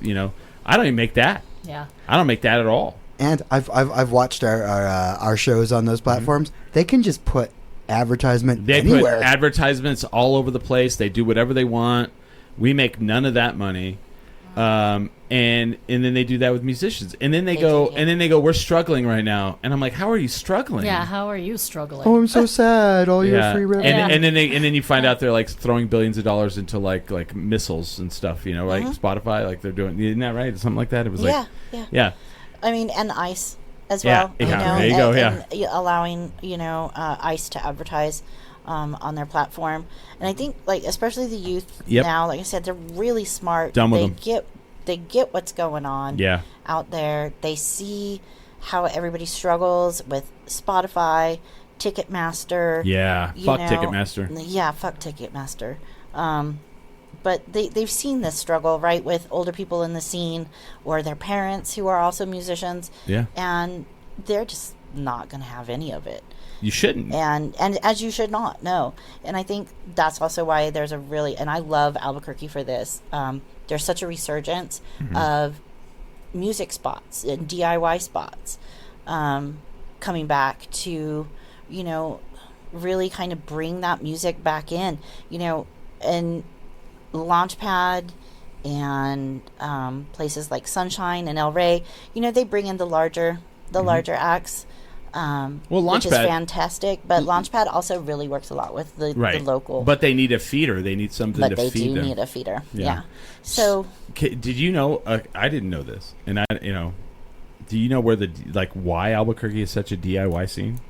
Oh, that's a fun story. I didn't know this until recently. Back in the day. So, a friend of ours, Chris Walsh from Prison Bitch. He did a documentary called Decline of the Southwestern Civilization Part 1. And so the reason why I watched it, because I'm in it. But I forgot. There are reasons. I didn't know. I didn't know this. Like, one day I was like on Facebook, and he posted that he was going to show it at the Guild. And I was like, oh, that's cool. He made a movie. And I was like, there's a lot of people in this. Why is my fucking name on there? And then I was like, oh, shit. He interviewed me outside behind Launchpad one night when I was drunk. Damn it, I can't go that night. I was like, what did I say? And so then I hit him up and I was like, hey, I can't go that night, man. I really want to see it. And he goes, here you go. So I fast forwarded through it to the parts where I was at, and I was like, and I said some pretty good stuff, like basically, like, if you're a musician, don't try to sneak in, like, go pay to go in your friend's show and help support. Anyway, he ended up showing it up at the Guild again later, and I went and watched it, and it was phenomenal. And there's an actual history of why there's a DIY scene in Albuquerque. So in the 80s, this guy named Joe Buffalino, and you may or may not have seen there's an old news thing. Did you ever see that? Where they talk about Joe Buffalino. It popped up on social media, and it was like a 1980s like news thing, and it was all, Joe Buffalino is the agent behind all of the venues downtown in Albuquerque. And he was this agent guy that if your band was not signed to him, you didn't play downtown in Albuquerque. And the only way you were able to play downtown in Albuquerque is if you played top 40 hits. They would not let you, like, you had to be a cover band. Nothing but covers. This blew my mind. I was like, downtown Albuquerque, you only could play covers? Like, if you have a cover band that plays in Albuquerque, downtown Albuquerque, I'm kind of like, what the fuck? But, like, that was all there was. And Gordy from Black Maria, do you guys know Gordy? Mm-hmm. So Gordy and those guys were they were young kids, and they were like, well, we want to play. We want to be in bands. We want to play. We don't want to play top 40 bullshit. So they opened one of the first DIY venues in like either the late 70s, early 80s. And what was the band? Cracks in the Sidewalk or something like that? And it was like some dude's garage that they opened it up, and like it blew up. People like loved, like kids wanted to come watch punk rock music done, and of course it was punk rock, And since then, like, that's where it started. And like I moved to Albuquerque 19 years ago, and there has never not been DIY venues. There's always been tons, and like right now, there's you guys, there's the Minnow, there's Rinsden. I went there for my birthday. Yeah, and I thought like everywhere was like that. It's not. Like every city doesn't have a show. No, but definitely not. That's where those guys started. It was like, That's fantastic. So I know the name Joe Buffalino because my father played music in Albuquerque for such a long time. Oh wow! And he played with many different blues bands and country bands and things like that. And then in the early 90s, there was like, it was so awesome. We had bands like All You Could Eat and a few others, that were out there that were actually really making a lot of momentum in the music scene. Yeah. And it just kind of really started, and go Gordy for doing that. Yeah. That's great. I'm going to have to pick his ear on that the next time I see him. Yeah. But, even my husband was playing music back in the day here in bands like Calling Kevorkian and that's an awesome name. So Such a 90s name. Yeah. But so Albuquerque's always had such a really cool scene, and I think growing up in a musical family like I did, and then being around in the 90s for back in I bartended at Golden West El Rey for the longest time, and now it's so weird to walk in there and inside out. See inside out. Yeah. But what a way to run with it, right? They're just like, well, the roof burned off. Yeah. All right. Well, now it's an outside bar. Yeah. Now it's an outside bar. Go Joe. That's awesome thinking. Yeah. Well, and I mean, thank God for people like you and people, Zach, Leba, and I can't think of Aaron that runs Pridezilla, runs, and then Joe. I mean, keeping it together for us. Thanks, Joe. Yeah. I mean, people say this or that about Joe, but Joe tries to keep the scene, alive, How many times has the city been all, we don't want this here? And he's like, Joe's fought the city for a long time. So it was so funny because pre-pandemic, we lived in a different world, and we come in after, right? I'm in Launchpad one night, and I'm talking to the people that work there, and the fire department shows up, and one of the bouncers is like, why is the fire department here? And I look at him and I go, are you serious? He's here to make sure you're at not over capacity. Have you not ever been a part of that? Have you never seen this man come in? I was like, that's the fire inspector. Should be slightly stressful for you. This is not going to be pleasant for you.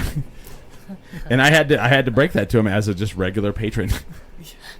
That man is the fire chief. Because that used to happen back in you'd go to Launchpad and they would show up and they'd start counting people, and if you remember a certain thing, Do you guys deal as a DIY venue? Do you have any pushback from city or anybody? No, not at all. Actually, there's only been a couple occasions where we've had people calling us for noise, but that's because every year we do an outside event for Halloween. Okay. And so, we make sure we have all of our certificates and everything in order, and make sure we have our noise permits. And they always come and they're like, oh, you got your noise permit? And we're like, yeah. Yeah, and you flip off the neighbors. You go, fuck you, neighbor. And they're just like, awesome. Thank you for giving these kids, a cool, safe space to be at. So they don't really, they don't mind. And as long as you amazing. as long as you get a permit. Yeah. Mm-hmm.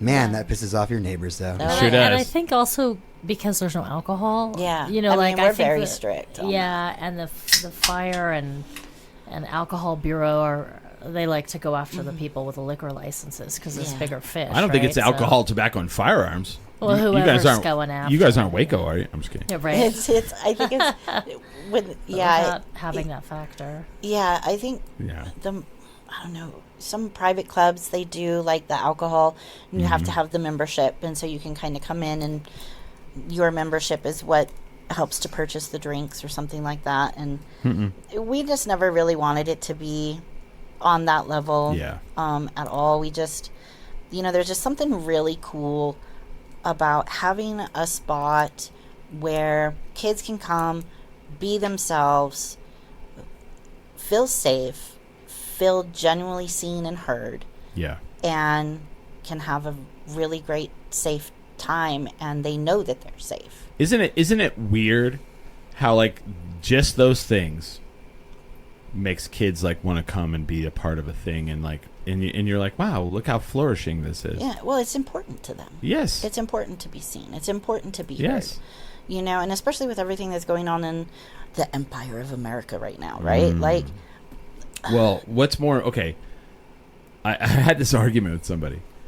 What's more important to, like, people are like, well, we've got to do something. Well, we've got to make art. Mm-hmm. And someone's like, well, what's that going to do? And I was like, well, that's the only thing that's ever changed anything in the world. Yeah, have you not seen the last few revolutions that have gone through? Yeah. All the great art comes from that.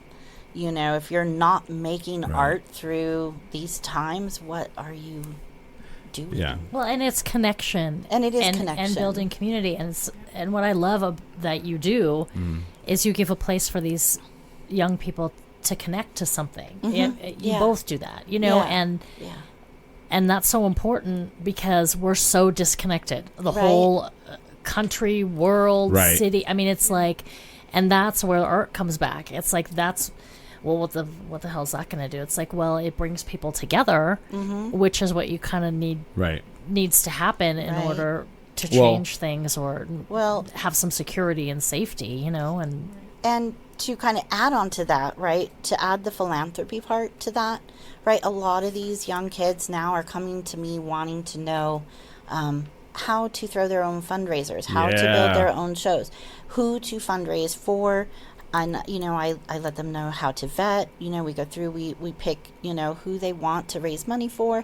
And they'll come through. And we just recently had some high schoolers that did the first Albuquerque Metal Charity Fest. Shout out Joey and Jackson. They raised over $1,200 and almost 300 pounds of food for Roadrunner Food Bank.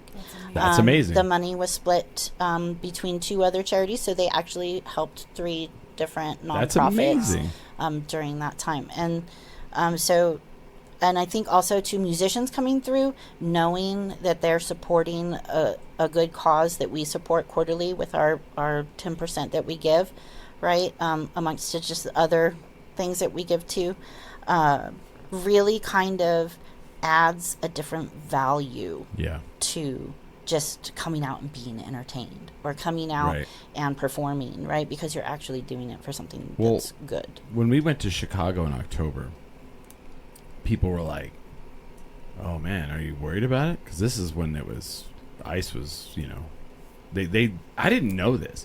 Do you know how they came? Like, you know, when that whole Chicago thing was going on, right? Mm-hmm. Do you know how they arrived? It was on boats, right? On boats. They came in. That's what I heard from every local. They're all, and they showed up on the shores like they were invading. So we never saw it. We never saw ICE, but we saw the art, and the art was where it was at. The art was where it was at. And I was like, every time I would say, I think you took a picture of some of it maybe, but like I was like, fuck yeah, like I was like, yes. And there was a whole there was this story, this interview I saw, David it's the guy like I'm not necessarily a huge fan of the guy, but he's the guy that did the mural for Facebook, and then like they paid him in stock and he made a bunch of money off of it. Well, anyway, he ended up in a room with George Lucas way back in the day when they were doing the prequels. And he told George Lucas, he's like, and I'm sure George Lucas hears all kinds of shit back when he was doing Star Wars. He goes, you know, the one thing that bothered me about Star Wars was, and George Lucas is like, okay, what's that? He goes, you have this movie with Rebellion. And he goes, yeah. And he goes, where's the art on the walls? He's like, where's the graffiti? He's like, how do you have a rebellion without graffiti? And he said, and he said, George Lucas sat there for a second and was like, all right. And he came in, and I guess in the prequels that he let him do some of the graffiti on the walls in the movies, and he had to learn some of the languages so he could do graffiti in those languages. That's awesome. And then he's in one of the movies, and I was like, I mean, that's the right person to talk to him. Yeah, but he got famous off of American Graffiti, doing graffiti, not the movie American Graffiti, but he. Yeah. No, I mean George Lucas. Yeah. Oh, that's right. But he got She got famous for that. When movie. he said that, I was like, "You're correct. There is no revolution. There is no war without the artwork." I was like, "You're gonna have it. Like people are, when people are not happy, and someone's like, I was like, art's the only thing that changes the world until they stop the art." And I was like, they cannot stop the art. There's no way to stop it. Yeah. It's unstoppable. Because what are you gonna do? Literally police every human being every minute of their life, and then see if they have a spray can, and they, that it's going to happen no matter what you do. Yeah.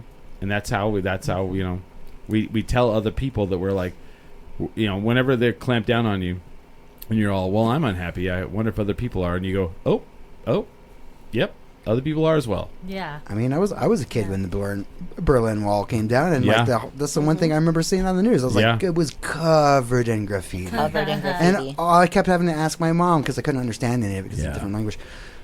And she's like, oh. She'd tell me what it meant, or like little snippets that she could see. Well, and then people would make people like, you're like, oh well they can censor music. Well, that's when you throw things in the music that they don't really get.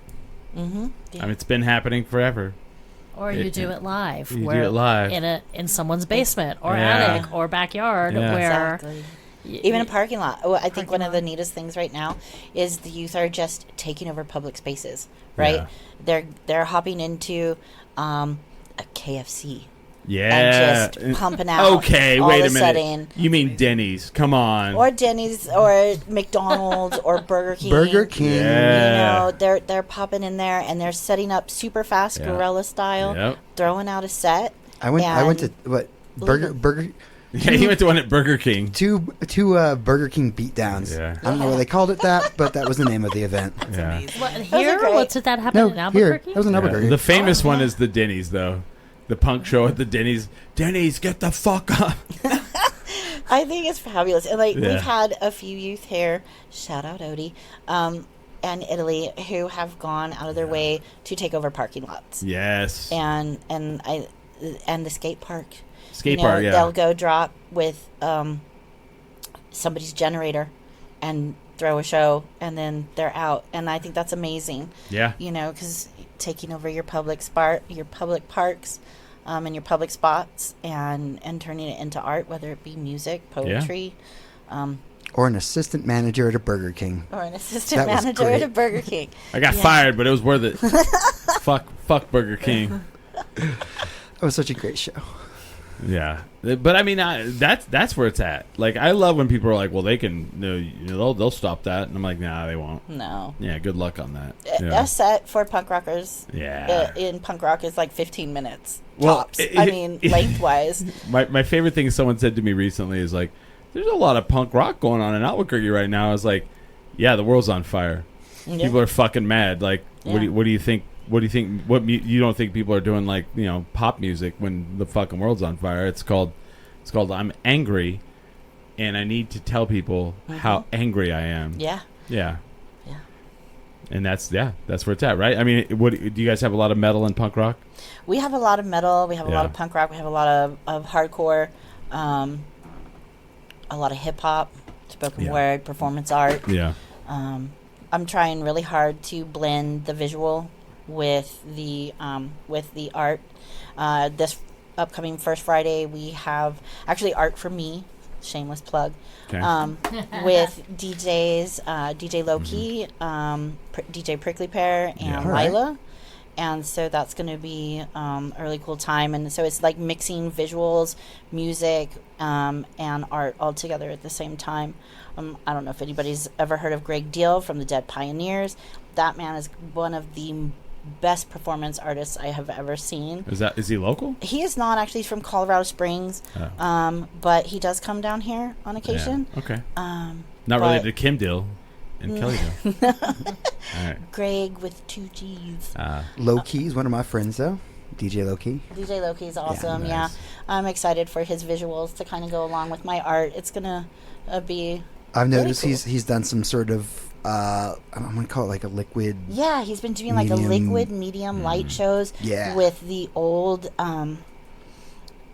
projector screen thing. Like he's got like yeah. We used to use them for taking notes. Oh right? Yes. Okay. So I've utilizing that. I've seen a couple. Okay, where they bring in the overhead projector. It's an overhead projector. Yes. It's like back in the day when they would take the thing and they would slide the paper on it. So what they do now is they take a bowl, right? And they start putting different like oil colors in it. Like it's like red and all that. He has like a sheet that he puts down. Oh, he does sheets. I saw it once where they were doing this thing. There was like a psych band, and they had 3 of those like projector things, and they had like a bowl, and they had like different oils, and it's awesome. and as they were mixing up the oils, it like shot it up there on the band, and like did like a fucking crazy And I feel like that's definitely from the 60s. Oh, yeah, for sure. I mean, he's been DJing since... Yeah. He's like 50. He's in his 50s at least. 60s. Really? Okay. He's been DJing. Like, he shows me pictures of him, like, DJing, like, in the 70s. And I'm like, that's crazy, dude. You had hair? Wait, he was DJing in the 70s? Yeah. He's wow. Yeah, no. See? Art has no age, man. Yeah. So many years of experience. Yeah. So many years of experience. That's pretty cool. Yeah, his music is great. His art, that he does with the music is also fantastic. I've heard Prickly Pear, but I've not seen him live. But I hear it's awesome. So, it's a First Friday event. It's a no one turned away for lack of funds. Mm-hmm. We do suggest a $5 donation to go to the DJs. So. It's pretty cool. That's pretty cool. I'm really interested to see how this is going to go. And I wanted to get into that because like I want people to know, music is alive. Music is out there. Like you can go watch live music. And when people go, well, I only go on a Revel site and whatever the fuck Isleta Amphitheater is called now, the Federal Union Credit motherfucker. By the way, on that, so there's a band that's coming there that I wanted to see, right? So what is it called? It's like First Financial okay, or something ridiculous. So I thought like, well, that's ridiculous, right? Well, Wu-Tang is coming with like somebody, Bone Thug. So they're playing out there. So I click on their tour, and I just look down the cities they're in. How many of them said First Financial something? Dude, it was nuts. It was like 20 different dates.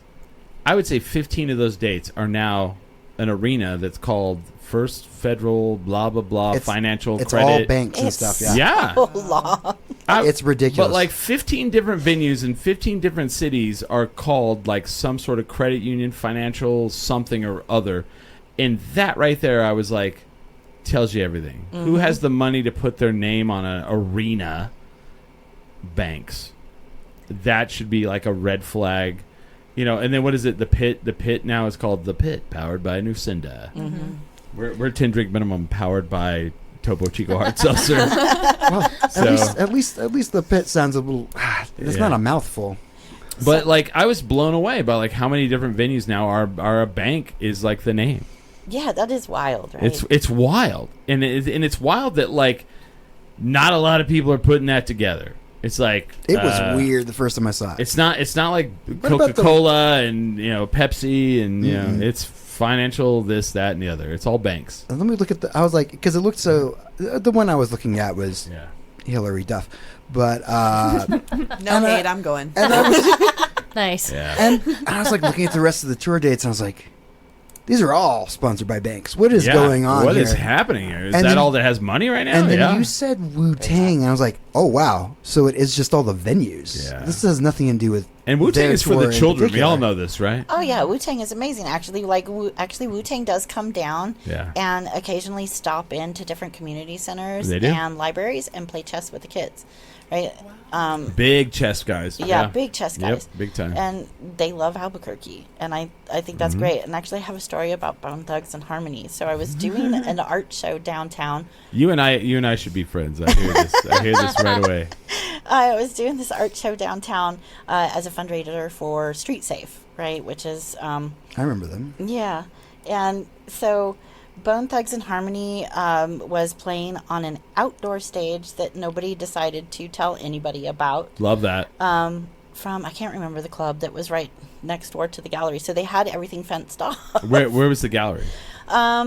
I want to say 4th Street on the northeast side of Central. Oh. So it's I don't remember exactly the name. It was run by Katie. Yeah, I don't know what that one is. It was such a long time ago. Anyway, was it that rallies on 4th Street? Was this one when 4th Street was not a street? It was the. Was it still a walkway? Yeah, walkway. No, it was a street. Yeah, it was after that. Okay. Mm-hmm. There was just a club right across the street, and they Sauce did a lot or Raw of or something kind of funky like that. And so Bone Thugs and Harmony was playing this outdoor stage, and they had it completely fenced off, so nobody could even get to the gallery, right? And so we're standing there trying to do this fundraiser, and I'm just looking at Bone Thugs and Harmony with the entire venue surrounded by giant security guys. Wow. And I'm like, how are people supposed to get in, you know? And so that was a huge flop, obviously, because people would kind of walk in, but they were just like not the kind of people who were, you know, they were there for the music. They weren't there for any art, you know, or fundraisers.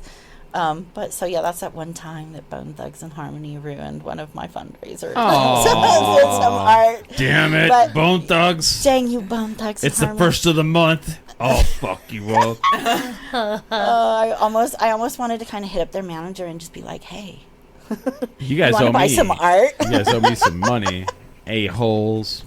Want to buy some art? You'll be supporting this really awesome like nonprofit in Albuquerque." But I guess, you know, the big thing is I mean, you know, go see art.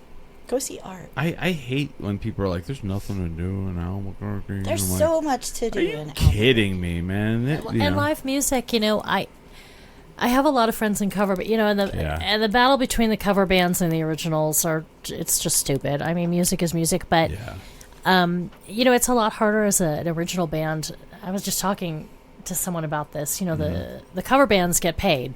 Yeah.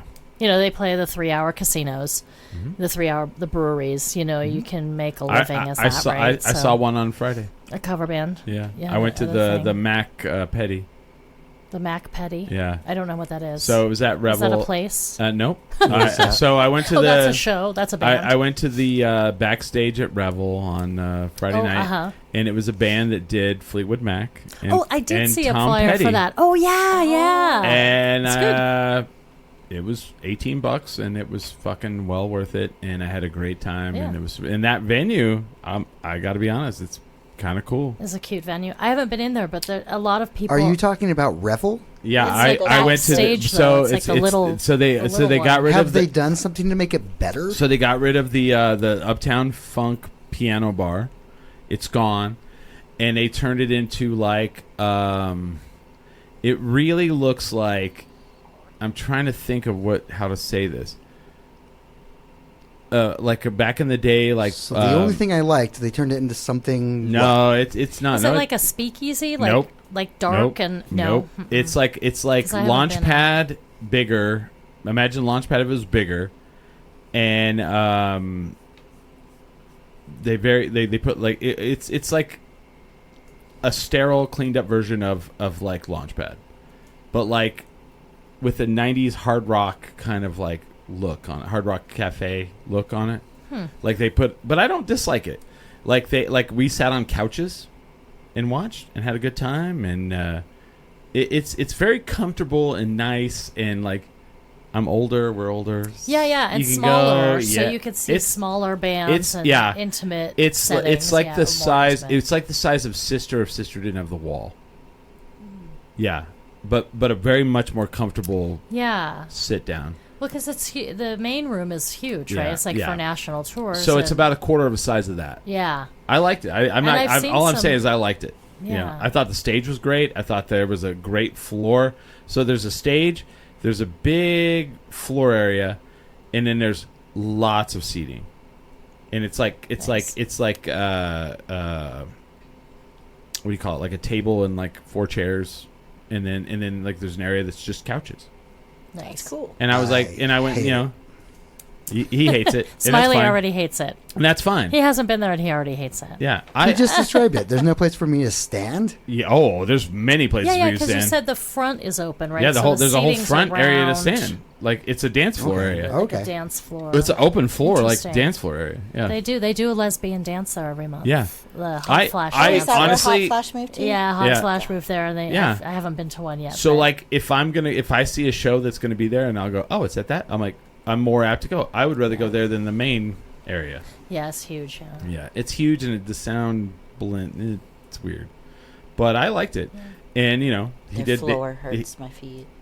Exactly. So, like, I sat on couches the entire time, drank Jaeger bombs, and and then sang Tom Petty at the top of my lungs, because Tom Petty is one of those people for me, and he's one of those people that you don't know every song. Oh yeah, You don't realize that you go in there and you're like, oh, I know every single song. I saw him at Tingley, but yeah. Oh, I saw him years and years ago. Yeah, in LA. But. And they do whoever that band is, they do a great job. And it tripped me out because they needed 3 women to do Stevie Nicks. Oh right. And it didn't trip me out because I to do like the lead, like different. They all had. Yep. Mm-hmm. And then someone's like, they have 3 different singers. I was like, yeah, they have to. Yeah. She's that. I good. saw Erin Bent did Stevie Nicks one year. I think you were at that. I saw you there. One, yeah. She did a great job. She did a great job. She's amazing. Because that's a hard. When people like take on shit like that, I'm like, whoo. Yeah. You're gonna do Stevie Nicks, Fake huh? Until you make it. Yeah. All right. See how that goes, Nice. and then they do it, and you're like, "Fuck, man," And sometimes people don't get it. I'm like, "Man, that was hard." Like what they just did was a big. Well, and that's deal. and the cover bands, cover versus original. Again, it's like it takes talent to do 3 hours well of covers. It's an entirely different set than the. You're saying this. Have you watched the movie Song Song Blue? Of course I have. I'm like a huge, ridiculous Neil Diamond fan. How many times you cried in that movie? I cried. Probably the whole thing. I watched it in the theater. It was good. Did you go on Christmas Day? Because I dragged people with me on Christmas Day, and they're like, "Fuck you for making us go here on Christmas." Yeah, I saw like, that. Really, she gets hit by a car and loses her legs or whatever. Wait a minute, that was sad. And I was like, okay. It was. I'm like, I didn't know. I just came because it was Neil Diamond. Right. Something for Neil. I don't know. And I thought, well, that was the sad part of the movie. Nope. No, it just goes like, God you're like, damn really? it. How much worse is it gonna get? It's bad. It's pretty sad. And it's amazing, but it's an amazing. It's a good story. It's an amazing film. But that band, like the whole thing took place in like a year and a half. Yeah. Like they make it seem like it was years and years, but and it was then really just like the guy that got to play Eddie Vedder. That fucking I was like, what the hell? There's like Eddie Vedder is being portrayed in a movie. This is it was weird for those of us who who know him. Like the younger people maybe not. But yes, I did see it, and it was good, and it made me want to start a Neil Diamond cover band. So anyone out there who wants to be in a Neil Diamond cover band, please DM me. Rebecca, I want to be in it. I don't even sing. What do you do? Do you do anything? You're going to play tambourine? No, I'll sing. No, I'm the singer. I can play the Damn it! We can both sing. I'm open to whatever. Yeah. But I was immediately like, I must have a Neil Diamond cover band now. I'm teasing you, but I when I do karaoke, that's what I do is Neil Diamond. Is Neil? Yeah. Is that who you sing? Oh hell no! I do. All right. I do. I did. I let cover bands. The night of the cover bands, I did Neil Diamond. Yeah. Blame It on Rebecca did Neil Diamond one year. Someone needs to do it again. Yeah. As I was mourning. It was beautiful. He's great. Yeah, Neil Diamond was. He's coming out with his third of a series album with Rick Rubin. I saw that, and he's like, and the first two how are old is he? amazing. He's like 90-something years old. He's sick. He's gonna. Yeah, he's not in good health. He had to retire because he can't sing anymore. Yeah. So when that movie came out, I'm like you. I was like, oh, Neil Diamond, the movie about Neil Diamond. It's not. It's not about Neil Diamond at all. Yeah. It's about a couple that were Neil Diamond cover band. Yeah. They were a Neil Diamond experience. Lightning and Thunder. Hugh Jackman. It's a great cast. Dude, Hugh what's her name? She got nominated for Academy Award. Kate Hudson. Kate Hudson is so good in it. She's really good. Is so good in it. And they're both really singing. And yeah. And when they did the tour, the press junket for that, they brought the lady along with them that she portrayed. Wow. And I'm not going to say why the guy's done it. He didn't go. I think most people know the story, but yeah. It's pretty rough, yeah. Yeah. I cried 4 times in the theater. I was like, my God. It was a definite tearjerker. And they were really pissed that I dragged him on Christmas Day to go see a tearjerker. So I'm like, good. I didn't I just knew it was about a new time and cover band. That's all I know. But I love that, like, Michael Imperioli, who plays Christopher on The Sopranos. Yes. He's like, in the movie, he's like a Buddy Holly impersonator. That was awesome. Yeah. And I was like, is that Michael Imperioli? Like, he's like, yeah, Buddy Holly. Yes. It had a good cast. It did, yeah. And then the one that threw me off was Jim Belushi. He was like the agent, the booker. But then he was like the guy that drove the people around. He's all, everybody from the casino, get back on the bus. Yeah. It's a great film, yeah. It's a cute flick. Watch that movie. It'll bring Kleenex. Yeah. It'll bring Kleenex. Or watch it when you're at home. Yeah, if you're at home. So, yeah. But, I guess the end of the story is go to pridezilla.org and donate to Casa Q if you haven't yet. And as we circle back around. Yeah, and we prepare. So are we done? Do you want to hear the rest of the bands, though? Yes. That are let's coming do it. for... Let's do Okay, it. I didn't even get to that. Oh, I thought you got all the bands. Well, there's Old Town. So the Old Town Pridezilla. Let's do it, and then we'll be done. And we're almost done, because you know some of them. Yeah. Actually, one of them does your theme song. Who is this? So it's the person that does our theme song. Your theme song. So well, I want to hear if she knows who it does. Well, it's the band that's coming is Mega Babe. Okay. Which is Monica DeMarco, who is married to Carlos Garcia. I don't care. Carlos the Tall. I like her. You love Carlos. Everybody loves Carlos. He did your song. He's got Youngsville did your song. I know. Yeah.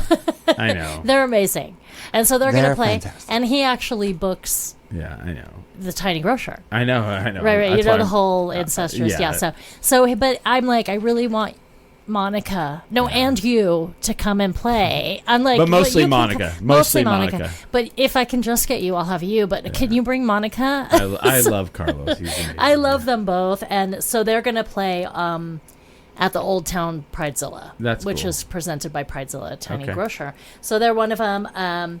We've also got, let me find it on my list because I need reminders because I'm old and I can't remember anything. Yeah. The Slow Burn Band, which is actually a conglomeration of cover band people, but they're writing originals. So I'm super excited to hear. Are they from like Slow Burn Coffee? No. Oh. It's Chris Leba. Oh. From Shoulder Voices. It's Joey and Rick from Crazy Bird / Royal Monaco. Yeah.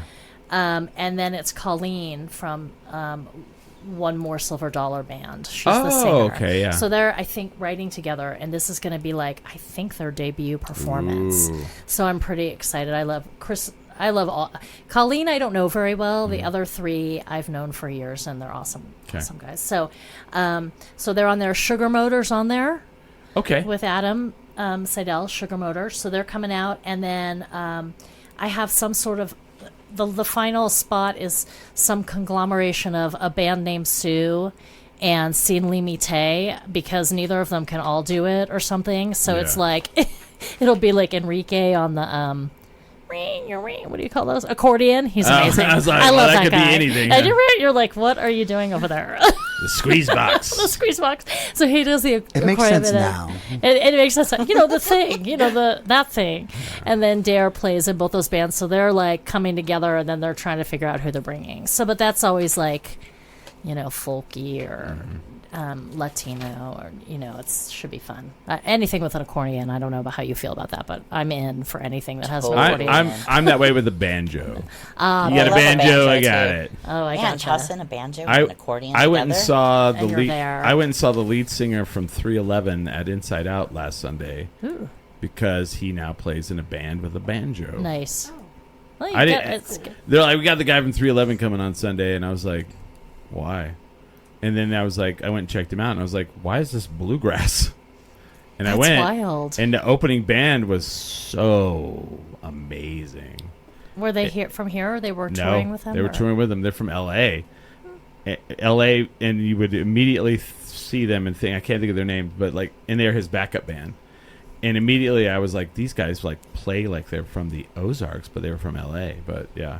So they were the opener, and then they backed him. Yeah. Oh, that's cool. Yeah. Yeah, that's awesome. It was cool. Speaking of banjo. Yeah. Did you know Steve Martin actually plays an amazing banjo? Oh, yeah, I do. Well, he won a Grammy, right? Yeah. Has he won just one? I thought he probably won a couple, probably. Okay, I may have only seen the one time he won a Grammy, but... I don't know. He does play amazing banjo, though. It's weird because like he is such a like multi-talented human being. Yeah. Not just growing his hair out white. I mean, that was the most amazing skill I'd ever heard of. No. First time I saw him, I was like, God damn, he's 30? Can I be white haired by 30? Because he looks great. He's in the show with Martin Short right now. I just watched the first. Only Murders in the Building. Yeah, the because first they're one was so really lazy that they won't leave the building to solve murders. Totally. No, that's not why. I love it. No, that's the whole reason behind it. They're He's like retired. Yeah, that's the whole thing. The and whole Selena point Gomez, of it. I love her. They won't leave. It was they're super like, cute. Only Murders in the Building. Yeah. We'll solve it if it's in the building. No. Yeah, if it's outside the building, we're retired. Trouble, yeah. I just love that it's two of the Amigos, just two of them. Yeah, and they're awesome in it. And then Selena's perfect. It's like the perfect little mix of like.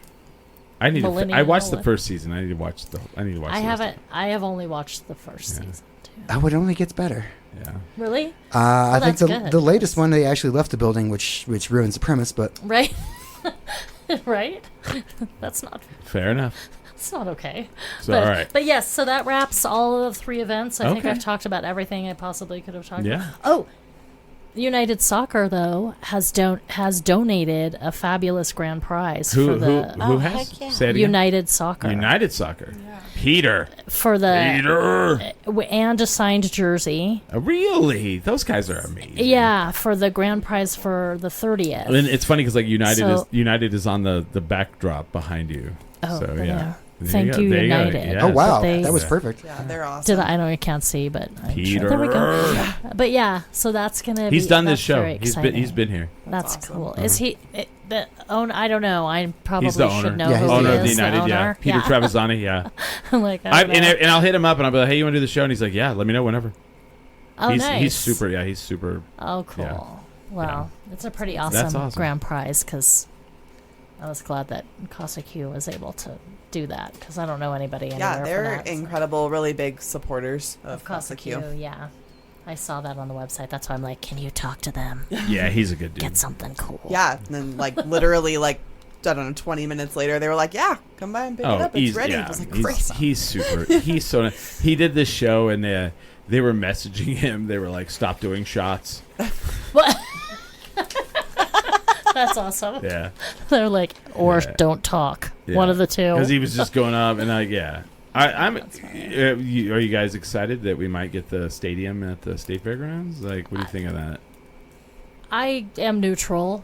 Yeah. Yeah, I mean, I'm not one of the people who's like, fuck that. That's not. I don't know. I don't feel like I know enough about it Same. to have a strong opinion, but I don't know. The fairgrounds are also very nostalgic, you know. But they need some work. Oh, for sure. Yeah. I thought it was supposed to be housing that was going in there. Well, I think it's going to be mixed use, both housing, shopping.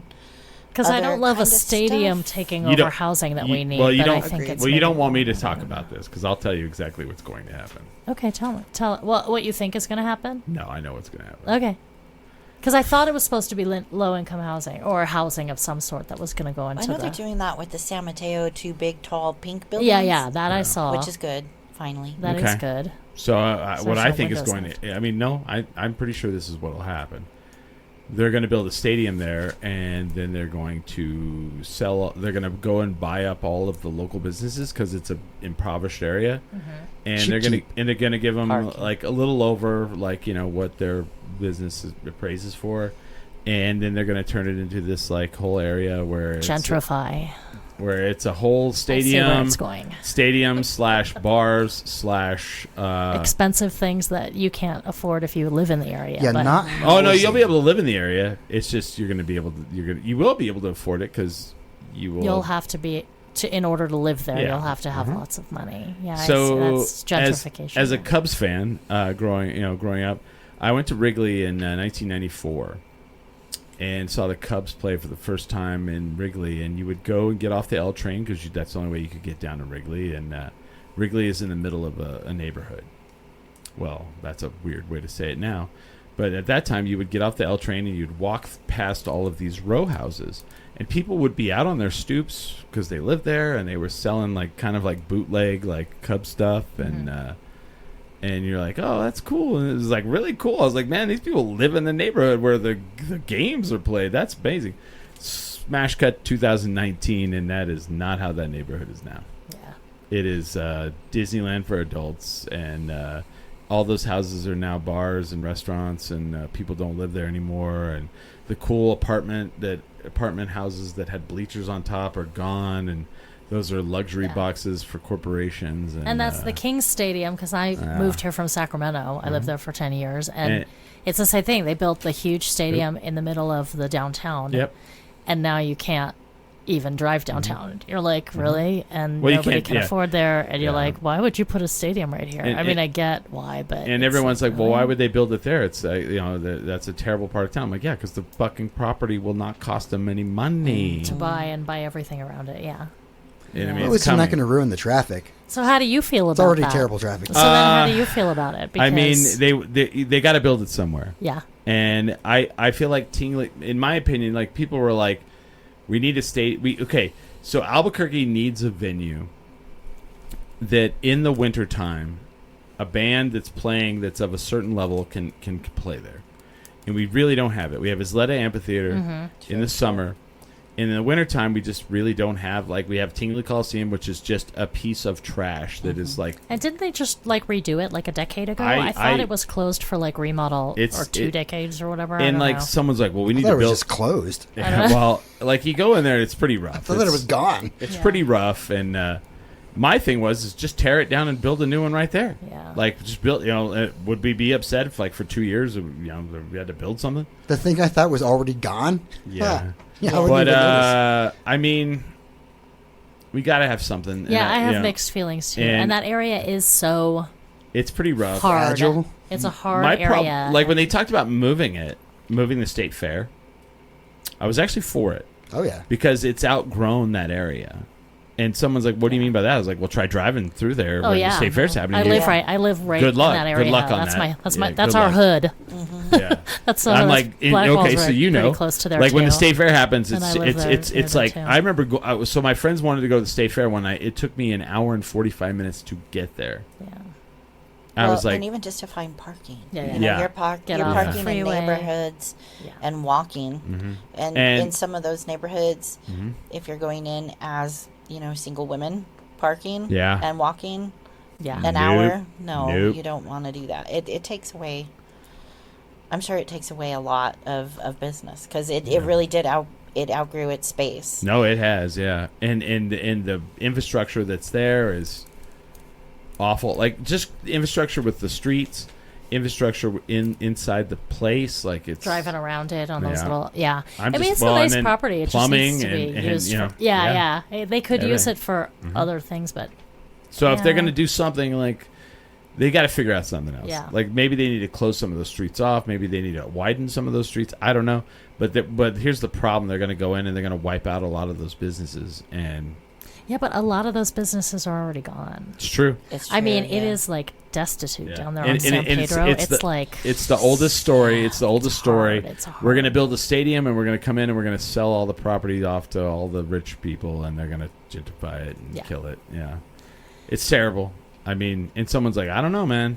We'll see. And I'm like, well, yeah, we'll see. We'll see who in 10 years who's right or wrong, Who's there? And did that happen yet, or is that just on the table, like Texas taking some of eastern New Mexico? Oh, isn't that is some it just shit, on the right? table, or did it? Well, here's what's fucked up about that. Not to extend this, we're extending this longer. But I'm sorry. You're getting me lit up now. So here's the thing. I'm like, you can have them. Just take Portales and fucking Clovis. But that's not who it is. Sorry. I'm just kidding. I'm just totally kidding. But that's not who it is. They want that's not who they're looking for. Who do they want? They want southeastern New Mexico. They do. Yeah. They want our oil and our minerals. Yeah. They want the water. She got it. Yeah. That's our oil. And you know what's messed up is they want to go. They're like, oh yeah. They're I'm not sure represented. They do want to go because they're all right wing, and they're all like. But, so you're from? Oh, I knew you were from. You're from Clovis. I'm from Clovis. Yeah.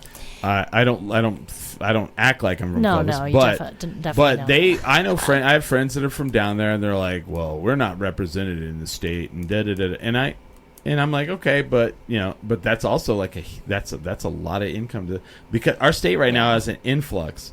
We actually have a lot of money.